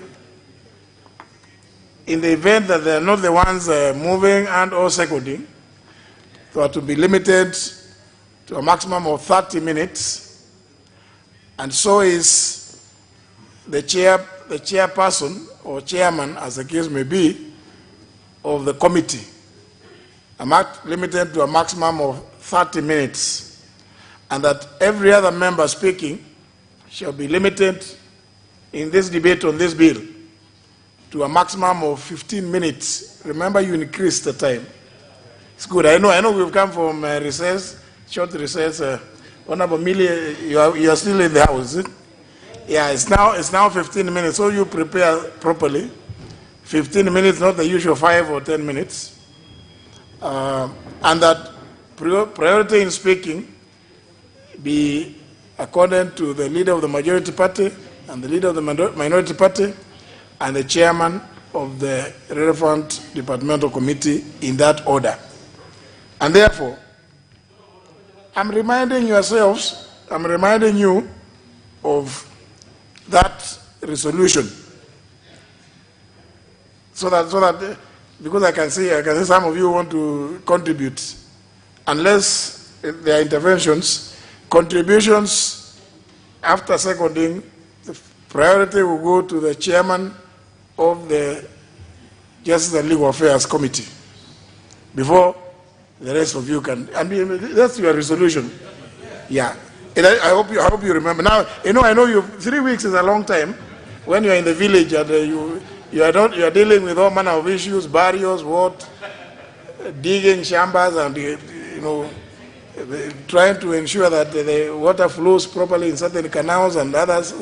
So I'm sure you might have forgotten that. It was important that I remind ourselves that is, and so that those who are going to contribute know that you have a maximum of 15 minutes, unlike in ordinary motions.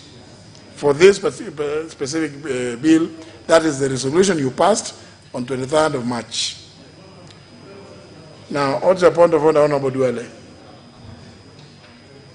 Mr. Speaker, if you allow me, this is a great moment in the history of Kenya, and as one of the best speakers that I have served under as a member of parliament, I rise on a point of order pursuant to Standing Order 83 to seek your guidance on what is certain gray areas, so that as we move dealing with this bill, you at one stage can give us a very wise ruling on the matter. And Mr. Speaker, if you allow me, the matter I am dealing with is what is the value of public participation process on the Constitution Amendment Bill 2021. Mr. Speaker, number 2, I also want to look at Article 94, Sub-Article 4 of the Constitution that allows me as a Member of Parliament for Garissa Township. And I read and I quote, Mr. Speaker, if you allow me, Parliament shall protect this Constitution and promote the democratic governance of the Republic. Honorable Speaker, I had a chance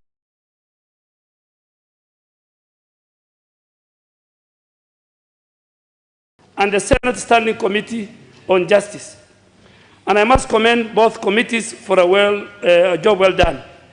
Mr. Speaker, I also had a chance to look at the specific submissions made by various stakeholders to the bill, and I must admit that they're just weighty but raises serious constitutional issues regarding the bill, in particular as it relates to the delimitation of additional constituencies, the establishment of the Ombudsman, Judicial Ombudsman, and the amendment relating to the functions of the Judicial Service Commission, the National Police Service Commission, which are provided for in Clause 43, 44, 66, 67, and the second schedule to the bill.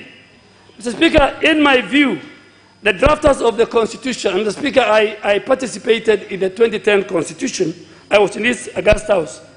The drafters of the Constitution, Mr. Speaker, did not formulate Article 118 of the Constitution just for the sake of it. Public participation is key towards promoting good governance and the other national values and principles, Mr. Speaker. Mr. Speaker, it is for this reason that the courts themselves have also defined the parameters of what is acceptable threshold of public participation. And in a number of cases, Mr. Speaker, during my time as a leader of majority, the courts have guided and allow me to highlight two. And they say public participation is not a cosmetic process. They said public participation needs to be meaningful and not perfunctory. Public participation ought to be real and not an illusion. Public participation needs to be qualitative and not quantitative. Mr. Speaker, we must therefore be very careful as a House not to land in the same ditch again that the County Assembly of Tana River, in amending this bill, fell into. Finally, Mr. Speaker, public participation as a process should, in my view, be one that helps the House to make an informed decision on whether to pass or reject a bill that is before this House. Mr. Speaker, in this regard, I wish to seek your guidance on the following. And I want Honorable Junet to give the Speaker some chance. Honorable Speaker, I want you to guide on the following. A, what is the value of public participation that was conducted by the joint committees of Parliament? 2, should the submission of the public be thrown in a file cabinet and be put away to gather dust, or should they have any meaningful use or purpose? Just about to finish, Mr. Speaker. C, should the submission of the public inform the debate at the second reading of this House? D, should the submission of the public inform any proposal for amendments? E, should the submission of the public inform voting at the third reading? And finally, should the submission of the public participation inform the decision of the House to either pass or reject this bill? Mr. Speaker, I want to make it very clear. When it comes to the debate, I have my position on the BBI. There are a number of areas I agree with the bill. They might have 2 areas. But, Mr. Speaker, I want to go on record, and I'm sure you have made several rulings that even to improve on the legislature, Mr. Speaker, I seek your guidance that either tomorrow or on another sitting, if you can make a guided ruling on the House, I will be very, very happy. And I'm sure generations that will come. Mr. Speaker, sometimes I go to the Hansard room and listen to what Tom Mboya said in the 60s, what Jaramogi Odinga said, what Mzee Kenyatta said. So I also want to go into history that we are not only discussing the legislature and the people we represent, we must make sure each and everything we do is articulate and is in conformity with Article 94, sub-article 4, which says, Parliament is under obligation and Parliament shall protect the Constitution and promote the democratic governance of the Republic. Mr. Speaker, I lay my case. Thank you, Mr. Speaker. Very well. Is there any other person who has an issue? Honorable Chieng? Very well.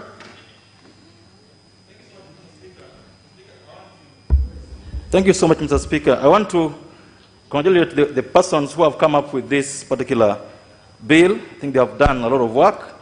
Mr. Speaker, this is not just historical.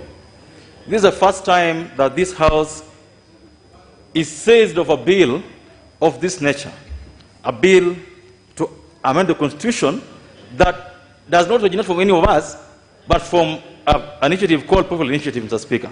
Mr. Speaker, that's why it's important that you lay down some basic rules on how not just this bill, but similar bills in future would be handled, Mr. Speaker. Mr. Speaker, I would like to move you under Article 94 of the Constitution in terms of what is the role of this House when dealing with this bill, Mr. Speaker. This House, under the law, the House that can only make the laws for this land, Mr. Speaker. So when dealing with this bill, Mr. Speaker, would you please help us with the ruling on, can this House amend this bill? Can we introduce new clauses? Can we make substantive changes to this bill, Mr. Speaker? What is the effect? Because, Mr. Speaker, if you look at this bill, the committee is concerned, had to deal with so many issues that are legal, not many substantive issues, but they look at whether this bill is a popular initiative, whether Parliament can change or amend, whether Parliament can deal with what the Honourable Minority Leader was talking about, constitutional amendments or unconstitutional amendments. So, Speaker, would you guide us? What is the extent of our powers under Article 94 when dealing with this bill, Mr. Speaker? If I have amendments that I want to propose, how far can I go? If I want to delete, how far can I go in deleting, Mr. Speaker? Would you guide us in that so that we are able to know how far we can go with this bill as a House? Mr. Speaker, the committee says that our role is not ceremonial. And that means that, therefore, we must have a role that goes beyond being perfunctory, beyond being a formality that we sit here and, be a conveyor belt, Mr. Speaker. Please guide us on that regard. Mr. Speaker, number 2 is that the issue also arose before the committee on whether this process that led to this bill and that this bill is a popular initiative bill, Mr. Speaker. The committee took a lot of time looking at that issue as to whether this is an executive-driven bill and therefore not a popular initiative bill, Mr. Speaker. Would also guide us, Mr. Speaker, as to whether the bill before us today fits within the 4 corners of what Article 257 defines as a popular initiative, Mr. Speaker. Because, Mr. Speaker, as you would know, this bill did not just come from 2 Kenyans. No. This bill came from 2 Kenyans that are not just ordinary Kenyans. One of them is the president of the country. Public money was spent in coming up with this bill, and therefore, this bill didn't come through a process that any other Kenya has access to. We saw a gazette notice, Mr. Speaker, people being appointed into a task force, money being used around the country, public money being used around the country, Mr. Speaker. Would you define this as a popular initiative or an executive initiative, Mr. Speaker? What is the nature of this particular bill, Mr. Speaker? Mr. Speaker, would you then guide the House in that regard? Mr. Speaker, number 3, Mr. Speaker, as we sit today, the committee notes there are more than 6 cases going on in court. More than 6. Mr. Speaker, I've perused the report, I've perused the nature of these cases because they are summarized for us there. The result of some of these cases is that the courts may actually find that the whole process from day one was a nullity. So if the courts have said, and they have said so in their ruling, the courts have said they will not stop us from looking at this bill. I agree with them because of the principle of restraint. Mr. Speaker, even us, knowing that the courts may, because there are more than 6 cases in court, knowing that that is the state of affairs, Mr. Speaker, why would you waste time as Parliament, go through a process that can easily, very easily, because some of the prayers in those cases and then this report would lead to the effect that the whole process that led to this bill was a nullity, and therefore the bill is before this House improperly, Mr. Speaker. Would have wasted Parliament's time, would have wasted our time, and therefore, Mr. Speaker, would you guide us in that regard? Do we wait for the cases to be finished so that then we come here knowing that what you're going through as a bill, once we finish, because Mr. Speaker, what is the reason of us looking at the bill, pass it, and we can't take it to the President for assent? Because the courts have said so, that we'll finish this tomorrow, today or tomorrow, and then you keep it in your office. That until the courts decide, maybe in July, August, even next year, if they decide, is when you decide, when you either take it to the President, or they will say, what we went through that afternoon of 28th and morning of 29th was useless. Mr. Speaker, please, could you guide us in this regard, Mr. Speaker? Mr. Speaker, number 4 is what is talked about, Mr. Speaker. What about if some of the proposals in the promoters' bill have the effect, Mr. Speaker, of upsetting the Constitution, Mr. Speaker? Some of the effects of, Mr. Speaker, we are basically having a coup. We cannot have 2 people in the whole country promoting a constitutional coup. What some of the proposals that are being made there, Mr. Speaker, are akin to uprooting a constitution and replacing it with a new constitution, Mr. Speaker. Can promoters of moral initiative, Mr. Speaker, come up with proposals that have the effect of easily torpedoing our constitution, Mr. Speaker, and finally, Mr. Speaker, as Mr. Speaker, as they considered these proposals, and I agree with Honorable Dwell on this matter, did the committee have access to the records of public participation of BBI task force? Is there any Kenyan, Mr. Speaker, is there any Kenyan who asked for 70 new constituents, Mr. Speaker? If there isn't, Mr. Speaker, what will be ruling in that regard, Mr. Speaker? I rest my case and request a ruling on this particular matter, Mr. Speaker. Thank you so much.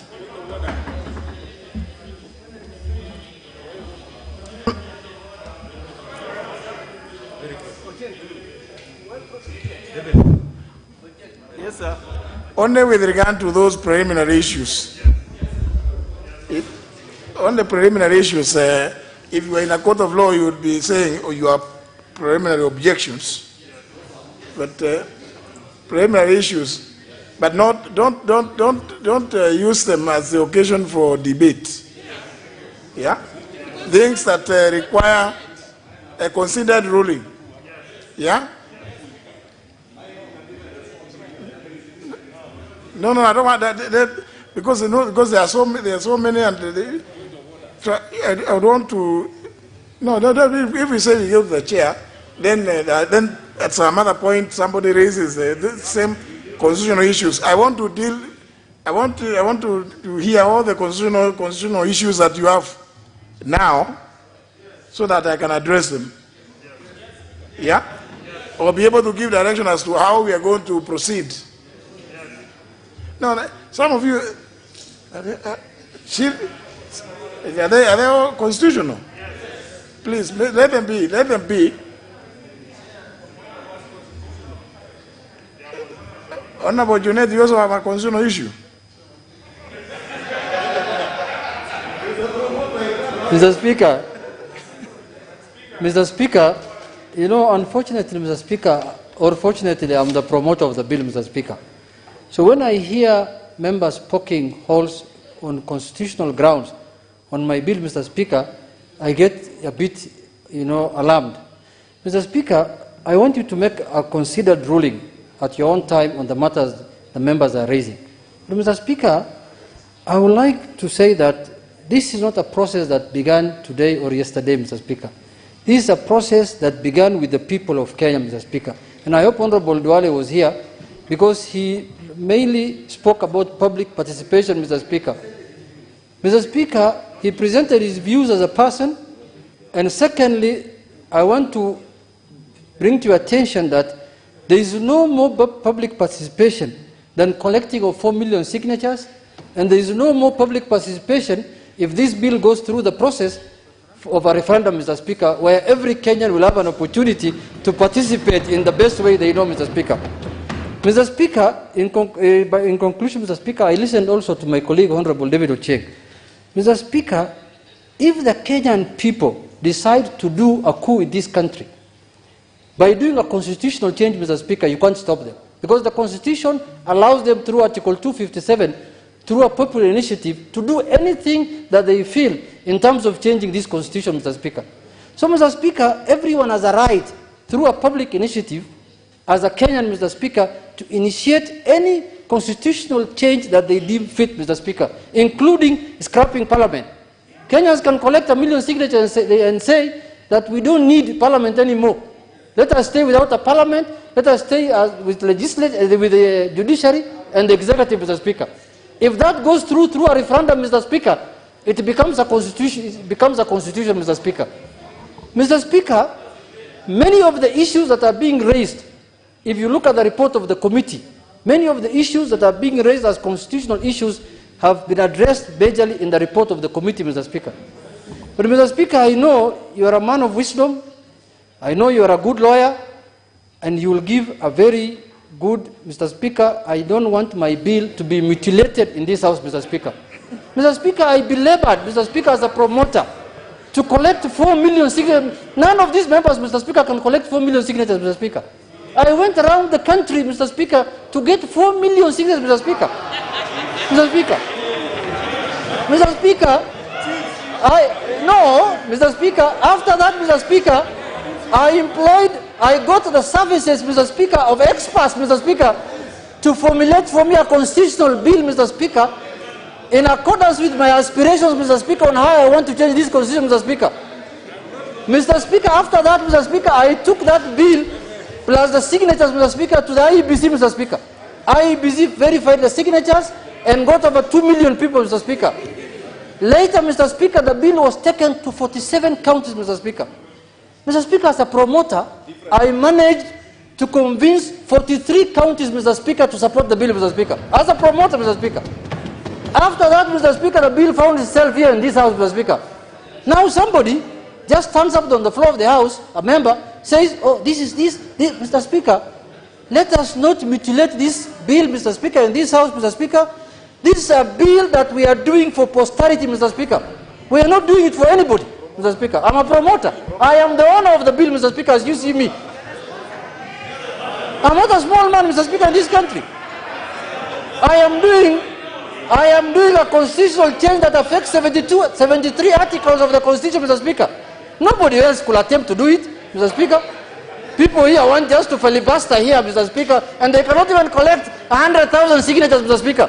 With those few remarks, Mr. Speaker, I beseech you, Mr. Speaker, my destiny is in your hands, Mr. Speaker. If you give a ruling, that says that my bill is bad, Mr. Speaker, God is watching you, Mr. Speaker. Thank you, Mr. Speaker. God is watching you. Well, it's always very good because God watches over all of us, isn't it? Honorable Kajuang, TJ. Thank you, Mr. Speaker, sir. Mr. Speaker, I just, as a point of order, this is very preliminary. I was just going to say that, first of all, we are moving in a very good direction because we are handling issues that probably could be in people's minds so that we are able to debate the bill. But, Mr. Speaker, may I suggest, may I ask, may I plead with you that you, first of all, could collect as many of those informations that those people who want to raise constitutional issues, and then come to some of us who want to respond to the issues which have been raised by those people, so that when you then do your decision will be guided by the submissions of these people who are raising constitutional issues, but you have also listened to some of us who have responded to the points that they have brought. So that the promoter of the bill, for example, would have the last bite of the cherry, also to, say what he thinks about what these issues that have been raised by the others. So, Mr. Speaker, sir, may I sit down but ask that you take as many as they are, and then also give us opportunity for as many of us who can respond to the issues that have been raised. Thank you, Mr. Speaker. Well, let me, without any particular order, only those who are raising constitutional issues requiring some direction. Don't contribute to the bill. Because now you are so many, let me start from the member for Chepalungu here, the Honorable Koske, come to the member for Endebes, the member for Emurwa Dikir. After we finish with that one, we'll come now. No, those who are going to respond later. Okay. Then Honorable Ichungwa, Honorable Tiende Molo, Honorable Jared Okelo. Yeah? Of course. You know, you are seated at a very strategic point. You don't need to raise your hand up, Honorable Millie. You are in the league. Okay, Honorable Speaker, I wish to give my opinion on the... Not opinion, please. Yeah, it is. I'm taking you there. Okay, the Constitution clearly stipulates that the people are sovereign and therefore their power over the Constitution and organs created by the Constitution is not limited. They can rewrite the Constitution as happened in 2010 or amend any section as they so wish.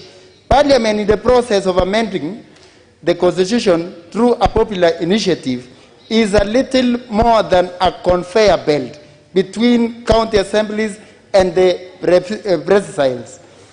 Our role is to give opinions that may further inform the debate among the people whether to reject or approve the constitutional amendment proposed.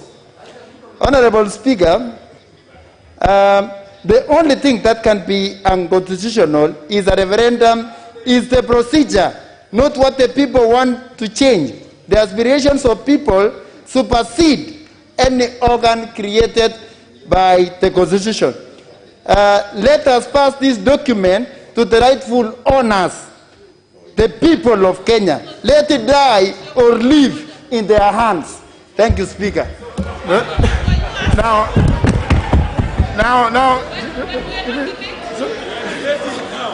honour members, no. Now, let us agree.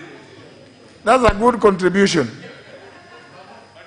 But please, something that requires, yes, that you think,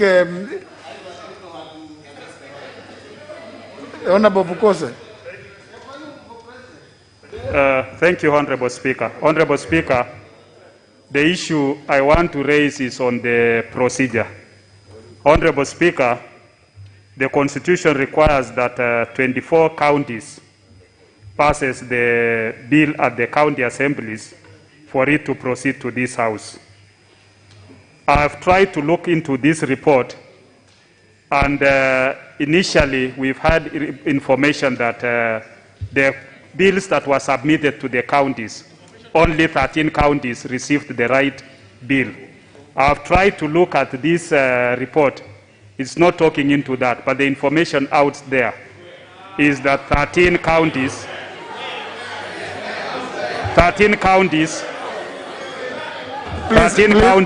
received the correct report.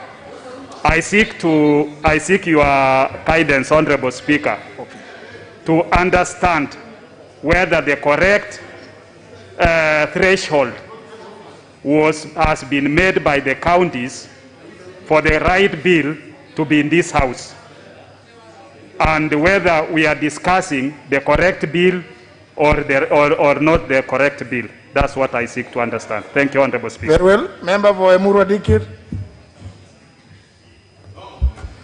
Thank you, Mr. Speaker. First, I want to state that I'm Kenyan by birth, by blood, by spirit, and by everything. And I have a right, Mr. Speaker, like anybody else, to delve into this constitutional making process and to give my mind and my thinking on it. Mr. Speaker, I just want you to visit Article 89 of this Constitution, where it gives the IBC the mandate to amend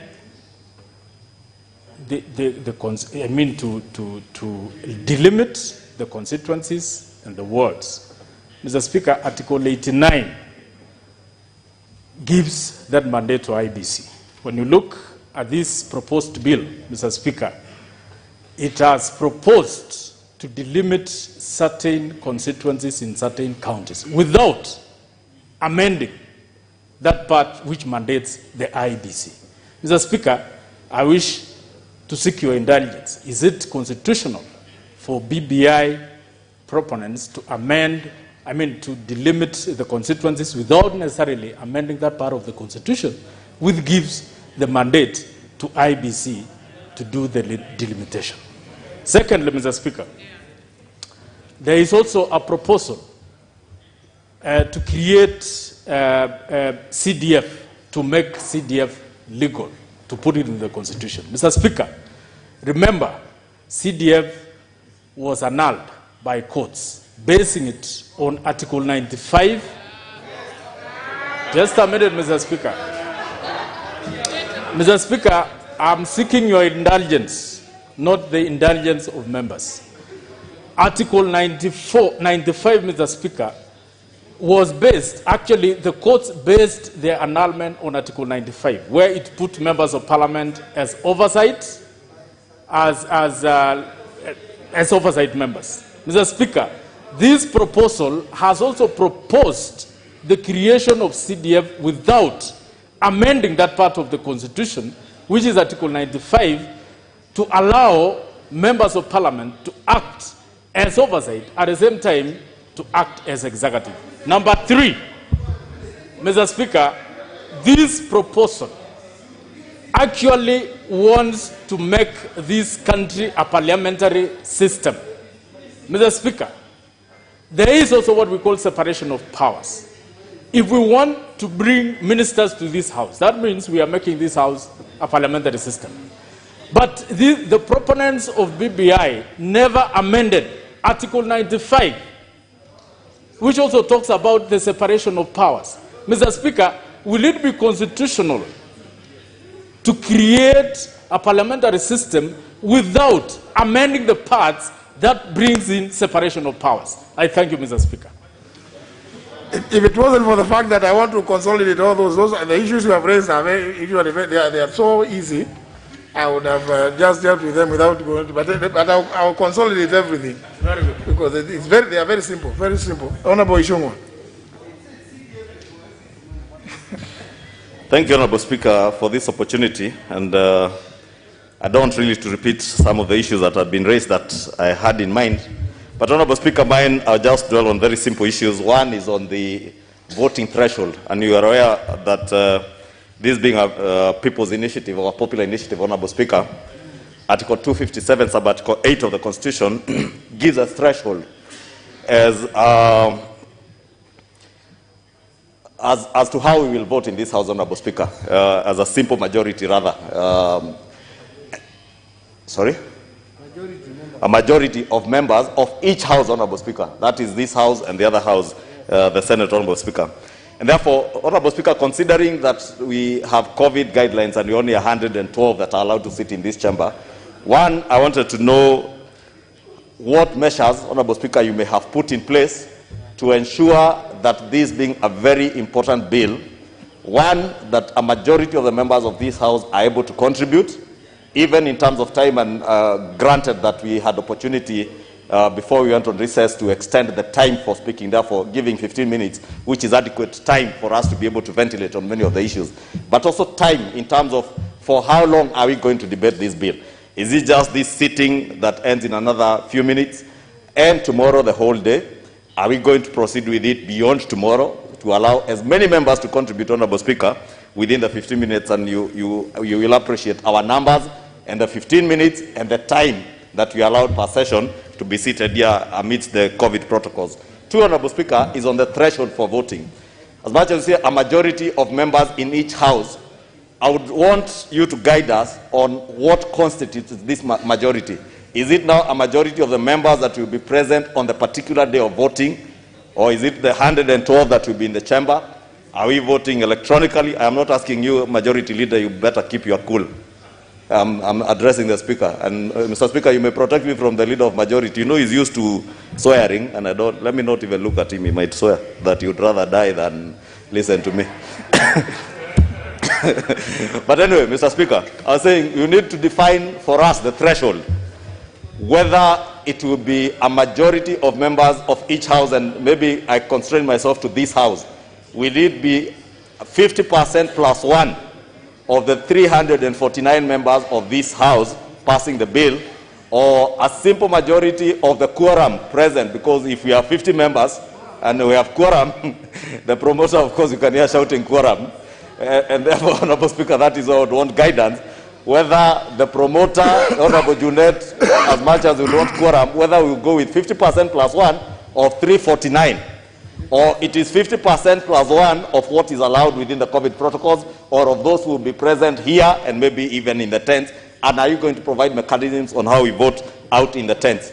Honorable Speaker, the other critical issue I wanted to raise, Honorable Speaker, has been raised, but there's also an issue that has been touched on that I may just, at the risk of repeating, Honorable Speaker, just looking at this report, that it has been alluded to.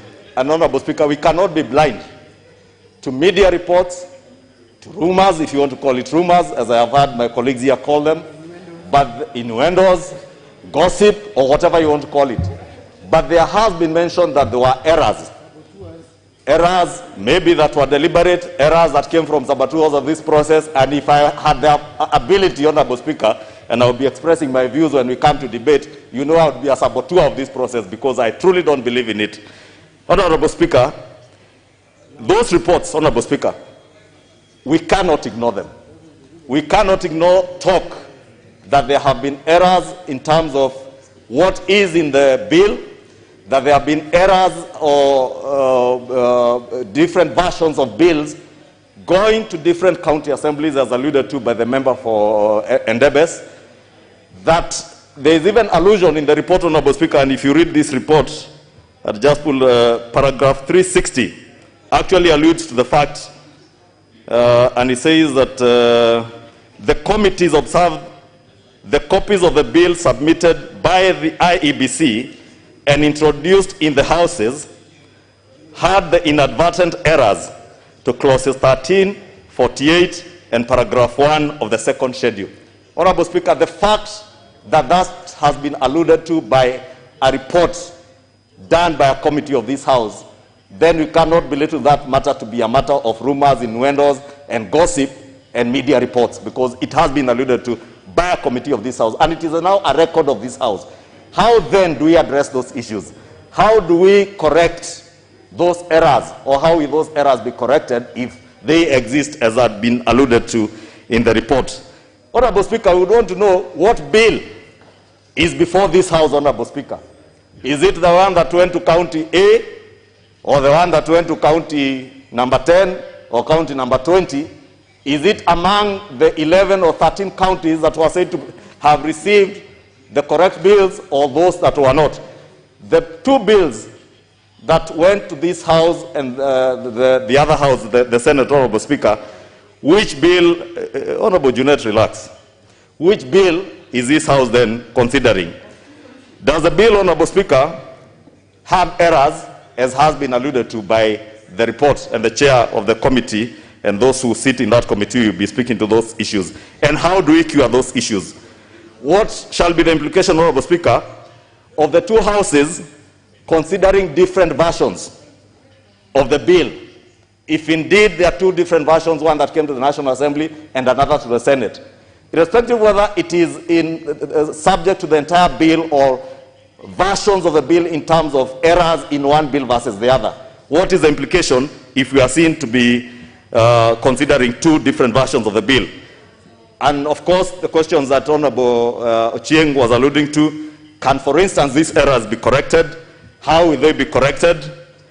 Are there ways in which you can amend? And I think those are the issues that were addressed by Honorable Ochieng more substantively in terms of amendments that I don't want to repeat, Honorable Speaker. And with that, Honorable Speaker, I beg for your guidance, and especially now, Honorable Speaker, with the COVID protocols. You know, we adjourned this House, Honorable Speaker, a month ago, almost a month ago, because of the COVID pandemic.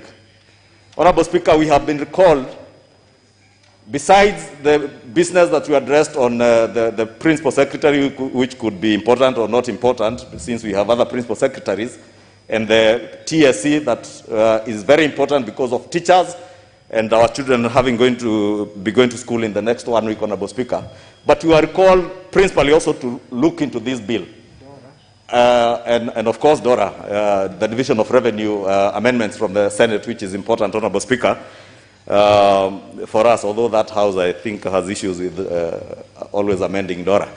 But Honorable Speaker, I was saying that because we have been recalled to now come consider, as part of the business of the House, this bill, Honorable Speaker. I would be constrained, Honorable Speaker, not to speak about other issues, Honorable Speaker, that maybe in my thinking, I would have expected the Leader of Majority to have recalled the House if indeed the COVID pandemic had gone down, to come and address issues to do with vaccination of Kenyans, issues to do with Kenyans who are suffering, Honorable Speaker. Those are issues, Honorable Speaker, that as much as they are not constitutional, Honorable Speaker, but they relate to the sovereignty of the people. And you are talking about sovereignty of the people. If the people are sovereign, Honorable Speaker, we must also be able to speak on behalf of the people, Honorable Speaker. Member Vonyando, please, let's honour members, if there are issues those others which you want to go and discuss out there, you can discuss. You've seen that we've started setting up the tents. We appreciate, we are so alive to the fact that the requirement is a majority of the members of each house. A majority of the members of this house is 175. And I'm sure the Honorable Ishongwa knows that, because he is an expert in that area of mathematics and arithmetics. No, the number is 349. Forget about vacancies. Forget about vacancies. The number is 349. So please, let's not deal with those others. Honorable Ishongwa, about vaccination. I'm sure you got vaccinated. It's fearful. Okay, you are still waiting. But if he has been infected in the past, he's just as good as having been vaccinated. So please, so that we can clear quickly. I thank you. I thank you very much, Honorable Speaker. Honorable Speaker, I've got a mundane but quite considerate in nature concerns. The Constitution in Article 95(2) gives this House the powers to deliberate on and resolve any matters of concern with our people.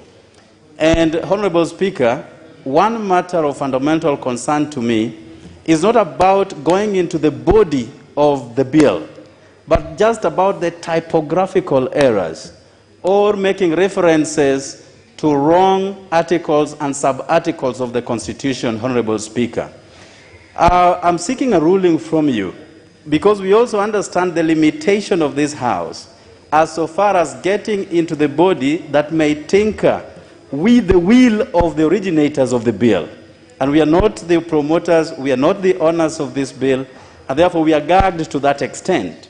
But in areas where typographical errors, together with making references to wrong articles, do occur, will it be in order, Honorable Speaker, to give this House the latitude to make those necessary changes, that we do not take to the Kenyan people, through IEBC, a document that is quite untidy and may not be reflective of the wishes and aspirations of the promoters and the Kenyan people who will birth this document at the end of the day. And I thank you, Honorable Speaker. Member for Arienda. Thank you, Mr. Speaker. Mr. Speaker, in moving this bill, the Leader of Majority and being seconded by the Leader of Minority did a good job in terms of elucidating the contents of the bill. But for obvious reasons, they could not have gone to some of the issues that are being raised because they were not members of the committee. Mr. Speaker, most of these issues being raised were actually considered by the committee. And I wanted to suggest that if we were to be given the opportunity, as you had suggested, for the chairman to take the first opportunity, and if you permit, at some point I would be happy to supplement, 90% of these questions are already answered in the report. And Mr. Speaker, I also wanted to suggest that because this is a constitutional amendment bill, virtually every provision is a constitutional issue. And therefore, the line between constitutional questions and substantive debate is very thin. And I was going to suggest, Mr. Speaker, therefore, that even although you have been invited to make a preliminary ruling on some of these things, I was going to invite you to defer your ruling so that as many things can be raised in the course of debate, because some of them will actually be answered in the course of that very debate, and it will make your work a lot easier. Thank you, Mr. Speaker. Honorable Millie Odhiambo. All of these are coming by way of, now, you see, they are all here by way of points of orders. Honorable Millie Odhiambo. Thank you, Mr. Speaker. I think Honorable KJ is just... Sorry? I think it's just a little impatient, but we are all on points of order. Mr. Speaker, I think what Honorable David Ochieng and others are raising are very important, because this is the first time we are coming up with a popular initiative that has reached this level. And I'm glad to hear from Honorable Tiende saying that the Joint Committee has looked into it. I think because of the lack of time, we haven't had opportunity to read, and I'm sure we will read. And I'm hoping that the committee will address them, because even if we don't address them as Parliament, they will be addressed elsewhere. So it would be very foolhardy for us as Parliament to leave our responsibility or raise those issues substantively, either through the report or through the House. Mr. Speaker, based on what they've stated and giving cognizance of the fact that I've not yet had opportunity to read the report of the Joint Committee, I would seek forgiveness if I repeat some of the things they've raised, but which will be okay anyway if they've raised them. My first issue is, Mr. Speaker, everybody has agreed there's a popular initiative, and Article 257. Is there an executive initiative? That's something I would like the Speaker to respond to, whether there's an executive initiative, because there's been a reference to an executive initiative. Does the Constitution, not our conjecture, does the Constitution make reference to an executive initiative? Secondly, is there a ranking of rights by positions? For instance, do I have a greater right to life than a fishmonger in Rusinga Island? Is there a ranking of rights in the Constitution? Against not by my subjective thoughts. Constitutionally, is there a ranking of rights? Does the President have a greater right to life than I do? Does some other citizen holding, either now or in the past, a senior political position have a higher ranking of rights than I do? Third, Mr. Speaker, on the issue of popular initiative, I would seek your guidance that if during public participation, people give different views, say during the period that they've gone around, the promoters have gone around seeking views, and we have 100 different views in regard to this, Mr. Speaker. Do we then take all their views and bring them to Parliament? Will there be a framing of 100 new questions? And Mr. Speaker, who then becomes the promoter? Is it the 100 people with the different views or the original promoters? And in that sense, Mr. Speaker, how do we deal with the issue that has emanated from the courts about public participation being quantitative and not qualitative? When does qualitative work and when does quantitative work, especially in regard to this issue? Mr. Speaker,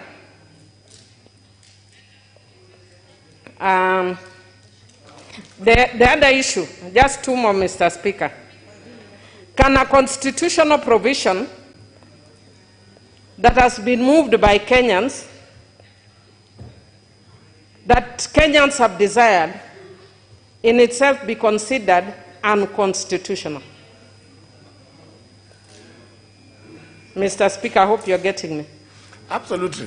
Yes. Can a constitutional provision moved by Kenyans on their own be considered unconstitutional? Are you saying, when you talk about being moved, are you suggesting, the question is, can a constitutional amendment or a proposal to amend a provision of the Constitution be unconstitutional? Mr. Speaker, that is actually, I can actually put it in 3 levels. One, can a proposed amendment be a constitutional? Absolutely. That's a different thing. But once it is passed, can a constitutional provision be considered unconstitutional? I'm not talking about where there is a clash. A substantive passing in the Constitution, can it be unconstitutional? Mr. Speaker, my other issue is, can Kenyans, somebody is asking that lawyers are asking very strange issues. The Speaker is a lawyer, he's understanding me. It's not a house of lawyers, but it's a house of passage of law, Mr. Speaker. And Mr. Speaker, I would want to encourage those who are worried. Let me not encourage. Mr. Speaker, I thank you, and I can see my sister Janet, who understands what I am doing, encouraging me. Thank you. Mr. Speaker, those who do not understand, ask me to unpackage for you, because I know the Speaker understands what I'm doing. Mr. Speaker, can Kenyans pass a system of law or constitutional law that is sui generis for Kenyans, that may be a departure of other practices, but is very sui generis of Kenya? Is there something that stops Kenyans from passing a system? Maybe I can give an example that when we are passing the Sexual Offences Act, we were told that minimum sentences are not practiced in the Commonwealth. But Mr. Speaker, what we told them, in the Commonwealth, people were not raping 2-year-olds. So can we pass a sui generis system that recognizes our realities? And finally, Mr. Speaker, when there is an error that is noticed after the passage, how do we balance the role of Parliament? How do we cure it? The role of Parliament vis-a-vis the constitutional interpretation role of the Supreme Court. Thank you, Mr. Speaker. Member for Soy. Yeah? Please, only those issues that require my considered ruling. Thank you, Mr. Speaker. I will stick to. You can leave the time for contribution at some other time. Thank you, Mr. Speaker. You know I'm very obedient, unlike somebody else. Mr. Speaker, I have just 2 issues.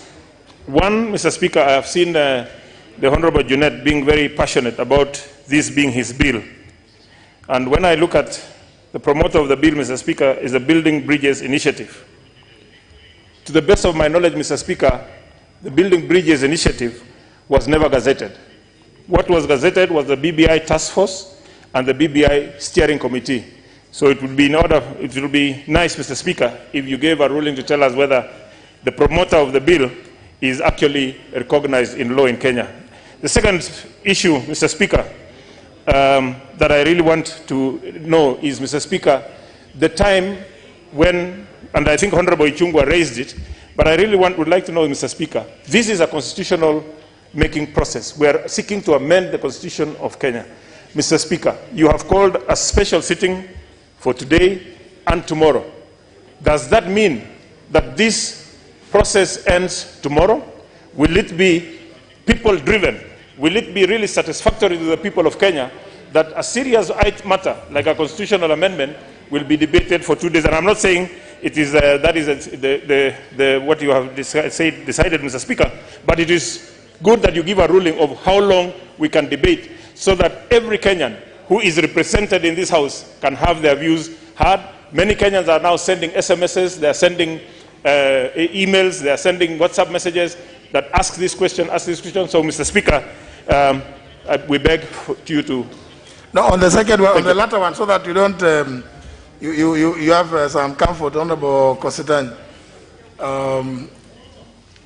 The debate on this bill will continue as long as there are members desirous of contributing. And remember, that's one of the reasons why one of the considerations we gave for even increasing the time for contributions. Honorable You know, Honorable Member for Baringo North, you know, you walked out. You left. There are some members you left, and they are sitting next to you. They will have to speak before you, because you know you have gone to take, I don't know, to loiter a bit outside there. So the member for Samburu North first. It's only fair when you have taken some time to go and walk a bit out there. And Thank you, Mr. Speaker. Here, Thank you, Mr. Speaker. Yes. Mr. Speaker, I just wanted you to make a ruling on the issue of the limitation of constituencies or electoral boundaries, because I don't know whether how did they... Please don't say something which has already been raised. But let me just finish. But he raised it. No, but there's something additional. There's something additional. It is addressing Article 89. And the Honorable Ngeno prosecuted that matter very well. But what is the other issue? Yeah, the other issue is, did they consider the other factors, the geographical and urban centers, community of interest, means of communication, and lastly, I want him to get you had your time, my friend. Protect me from the speaker. Mr. Speaker is protecting from him. The other issue is that, in my own opinion, the review of the constitution or boundaries would have been done in 2024. Will it again happen that time? Honorable Sangok. Honorable Speaker, I really want to ask you and seek your guidance, Honorable Speaker, if indeed this particular bill is this House through the front door or the back door, Honorable Speaker, because in a popular initiative, Honorable Speaker, it is assumed that it is an initiative from the ordinary Kenyan citizen, from Wanjiku, Honorable Speaker. From all description, the Handshake Brothers and even Junet and even whoever is promoting this bill is not Wanjiku, is not an ordinary Kenyan. They had an opportunity, Honorable Speaker. If it is my president and my party leader, he had a representative in this House in the name of the majority leader, that is Amos Kimunya.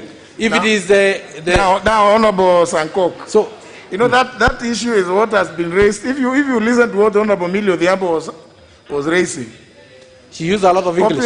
Popular initiative, parliamentary initiative. Is there executive initiative?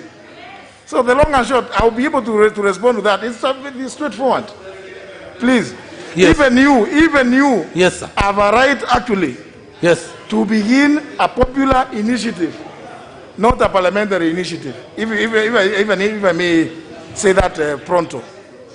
Yes, you know, if you decide to go out there and collect signatures from 1 million people, you have chosen not to use the institution where you work in. The parliamentary initiative. And nothing prevents you from doing that.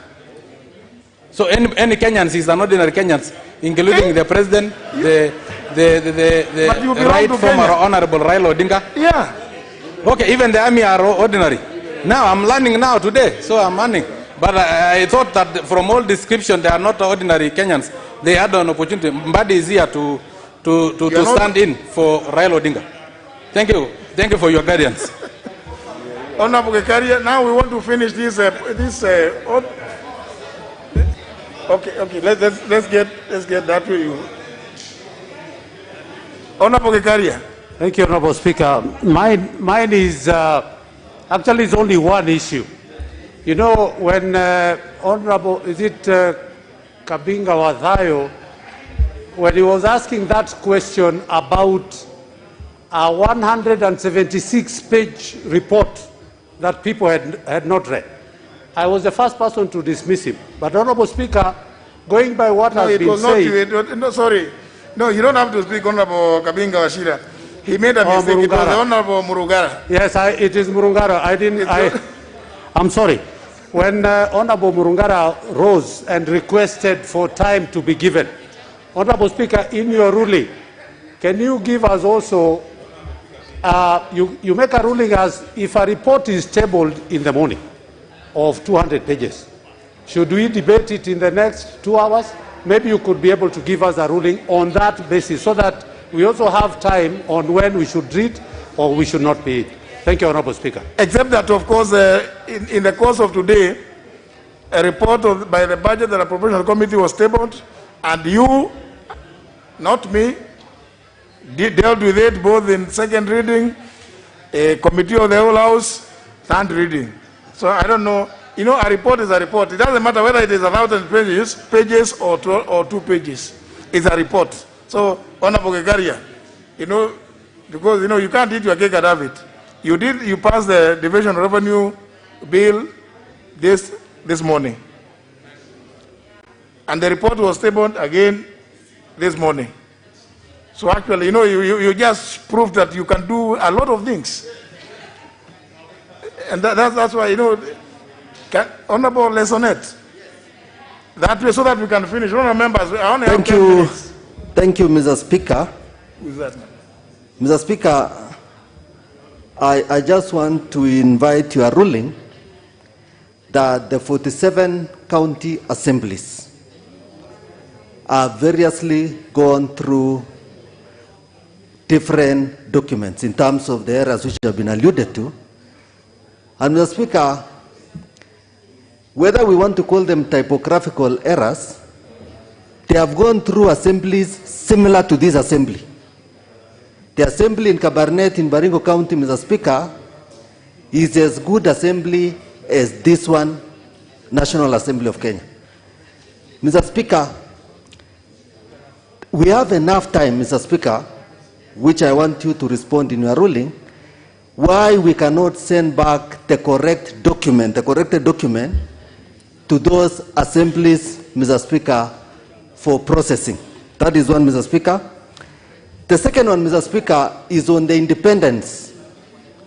The independence of this House, the independence of the other arm of government in terms of the judiciary, and of course, Mr. Speaker, the executive. And Mr. Speaker, in clause 61, the presidential prerogative on salaries, Mr. Speaker, currently the composition of the Salaries and Remuneration Commission, Mr. Speaker, requires the President to appoint one nominee, the Parliamentary Service Commission, Mr. Speaker, one, the Public Service Commission, Mr. Speaker, one, Judicial Service Commission, one nominee to the SRC, Teacher Service Commission, Mr. Speaker. 14 nominees, Mr. Speaker, are appointed currently by various organs, but more importantly, Mr. Speaker, the Parliamentary Service Commission and the Judicial Service Commission being the other arms of government. Mr. Speaker, in this BBI proposal, there are going to be 7 commissioners appointed by one arm of government, the President alone, Mr. Speaker. Mr. Speaker, and I was wondering, the import of the current constitution is really the independence of this House, the judiciary, and the executive being independent. So, Mr. Speaker, when we get one arm of government being responsible on this very, very important matter of SRC, is indeed going to affect, Mr. Speaker, so, Mr. Speaker, in a nutshell, I am saying yes, that constitutional amendment, Mr. Speaker, might be unconstitutional, and as I invite your ruling, Mr. Speaker, on that, I hope, Mr. Speaker, as you retire from being the Speaker of this House, that you will not be the Speaker who will have made this House redundant through this SRC, that you will not be the Speaker who will have diluted the independence of this House through SRC, Mr. Speaker. I invite your ruling, and I thank you, Mr. Speaker. Honorable Lessonet, that is going to the substance. And you are at liberty to express whatever view about any proposal in the bill. At the end of the day, look at Article 257, clauses 8 and clause 10. In fact, clause 10 is more informative. That if either House of Parliament fails to pass the bill, it goes straight to the referendum. So, I mean, you know it. You know why you need to read this constitution like your Bible. Honorable, now I'll give you each of you 1 minute, 1 minute. So, now, you know, we don't, honorable members, you know, the time, Honorable KJ, is it? Thank you very much, Mr. Speaker. And I do understand that quite of the number of issues that I wanted to raise have been raised, and I will not go back to it. Mr. Speaker, mine is the most preliminary of the preliminary directions that I'm seeking, Mr. Speaker. I want to be informed by science, Mr. Speaker, and not wanting to gloss over this issue of time as we are glossing over it. Because scientifically, Mr. Speaker, I do understand that an individual reading at a normal speed can only read 4 pages in 16 minutes, Mr. Speaker. The time that we received this report, Mr. Speaker, is this afternoon, Mr. Speaker. My understanding, and I know, Mr. Speaker, that you have already commented on this, but we are running into a problem like the county governments did by discussing and passing a... Honourable members, debate in the House is about the bill. You have been on recess for almost a month. If you have not read and reread the bill, then I think you must have been in some other part of the universe. Honourable Safula, is that Honourable Safula there? Who is this? The member right at the back, I can't see, it's too dark. Who? Honourable Tonui? Yes. Very well. 1 minute. Yes, in fact, it is less than a minute. Very well. Thank you, Mr. Speaker. I may not call it a constitutional question, but just to seek your guidance on this issue of popular initiative. If some members of this House were part of that task force to collect views, will that really qualify to be called popular initiative? I would wish to get the direction. If some members of this House and the Senate, in fact the Senator chaired the task force, does that make it popular initiative, or now that is a state or parliament initiated? Secondly, on the SRC, because these are the people who collected the views, we followed through the TV shows. I think it was covered by the TVs. And we never saw any contribution that the SRC...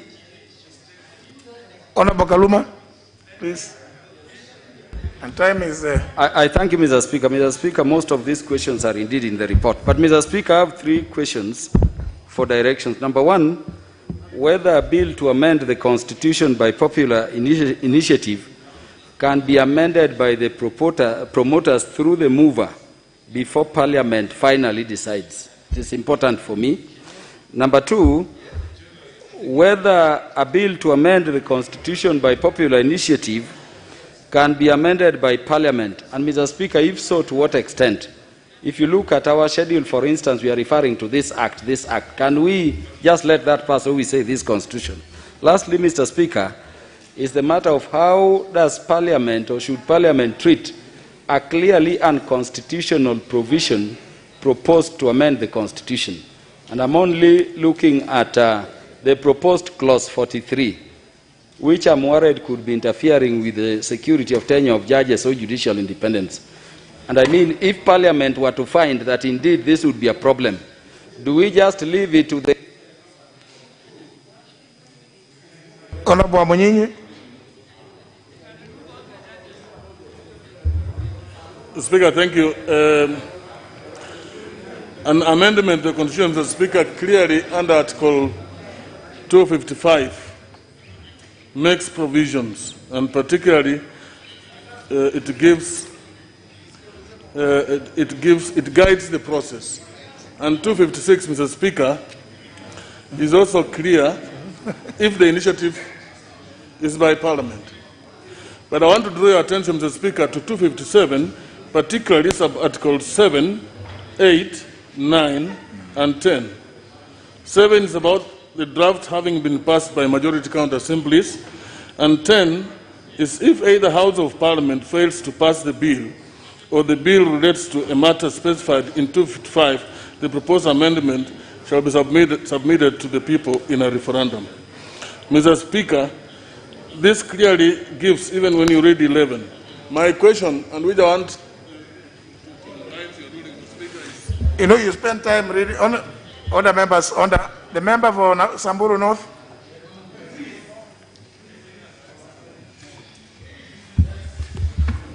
Honour members, just a minute, hold on.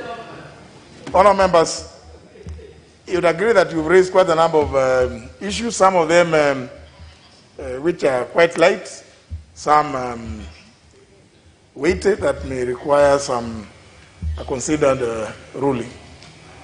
But honour members, I gave this opportunity so that members, first of all, hear what are the issues members may have that may touch on the law, procedures, and the Constitution. I make this initial determination that the issues raised are not sufficient for me to order that debate on this bill stops. So debate on this bill will continue, will proceed tomorrow, and any other time, should there be members still desirous of contributing. In the meantime, I will be looking out for the Hanson to get all those issues that you've raised so that we consolidate all of them and give some way forward. It doesn't matter whether it will be at the tail end of tomorrow or any other day, but it is important that at some point that we make some determination of the various issues that we've raised. So debate will continue. Those points notwithstanding, the misgivings or the anxieties notwithstanding, we will continue with the debate on the bill. Those of you that have read the bill will obviously be dealing with the bill. Those of you who have been reading Twitter will obviously be there, and WhatsApp, and all other, Instagram and others. The report, I'm sure, as you know, as we said earlier on, and it is following your own resolution, tomorrow, when we resume, the chairman of the committee will have the first chance, and I believe he will take us through not just the bill, but also the report which many of you have referred to. So that then debate after that will be accordingly informed. And both the chairman, the vice chair, and I think several of you who are members of that committee will be here to contribute. The Honorable Murugara, sorry, now you may have to burn the midnight oil, reading through the reports. The Honorable Gikaria, please, and the Honorable Kiaria, the member for the Great South, he's already gone. You see, this is a problem.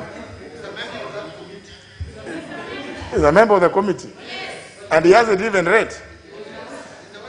You see, so honour members, I believe, again, there will be sufficient time for us to, for all of you, those who have not read the report and who have not read the bill, please read it, so that tomorrow we give informed contributions. It doesn't matter what views one has, but please let them be also informed both by the bill and the report, so that we can accommodate one another in a manner that is decorous. So, honour members, time now being 3 minutes after 7, the House stands adjourned until tomorrow morning, Thursday, 29th of April, 2021, at 10 a.m.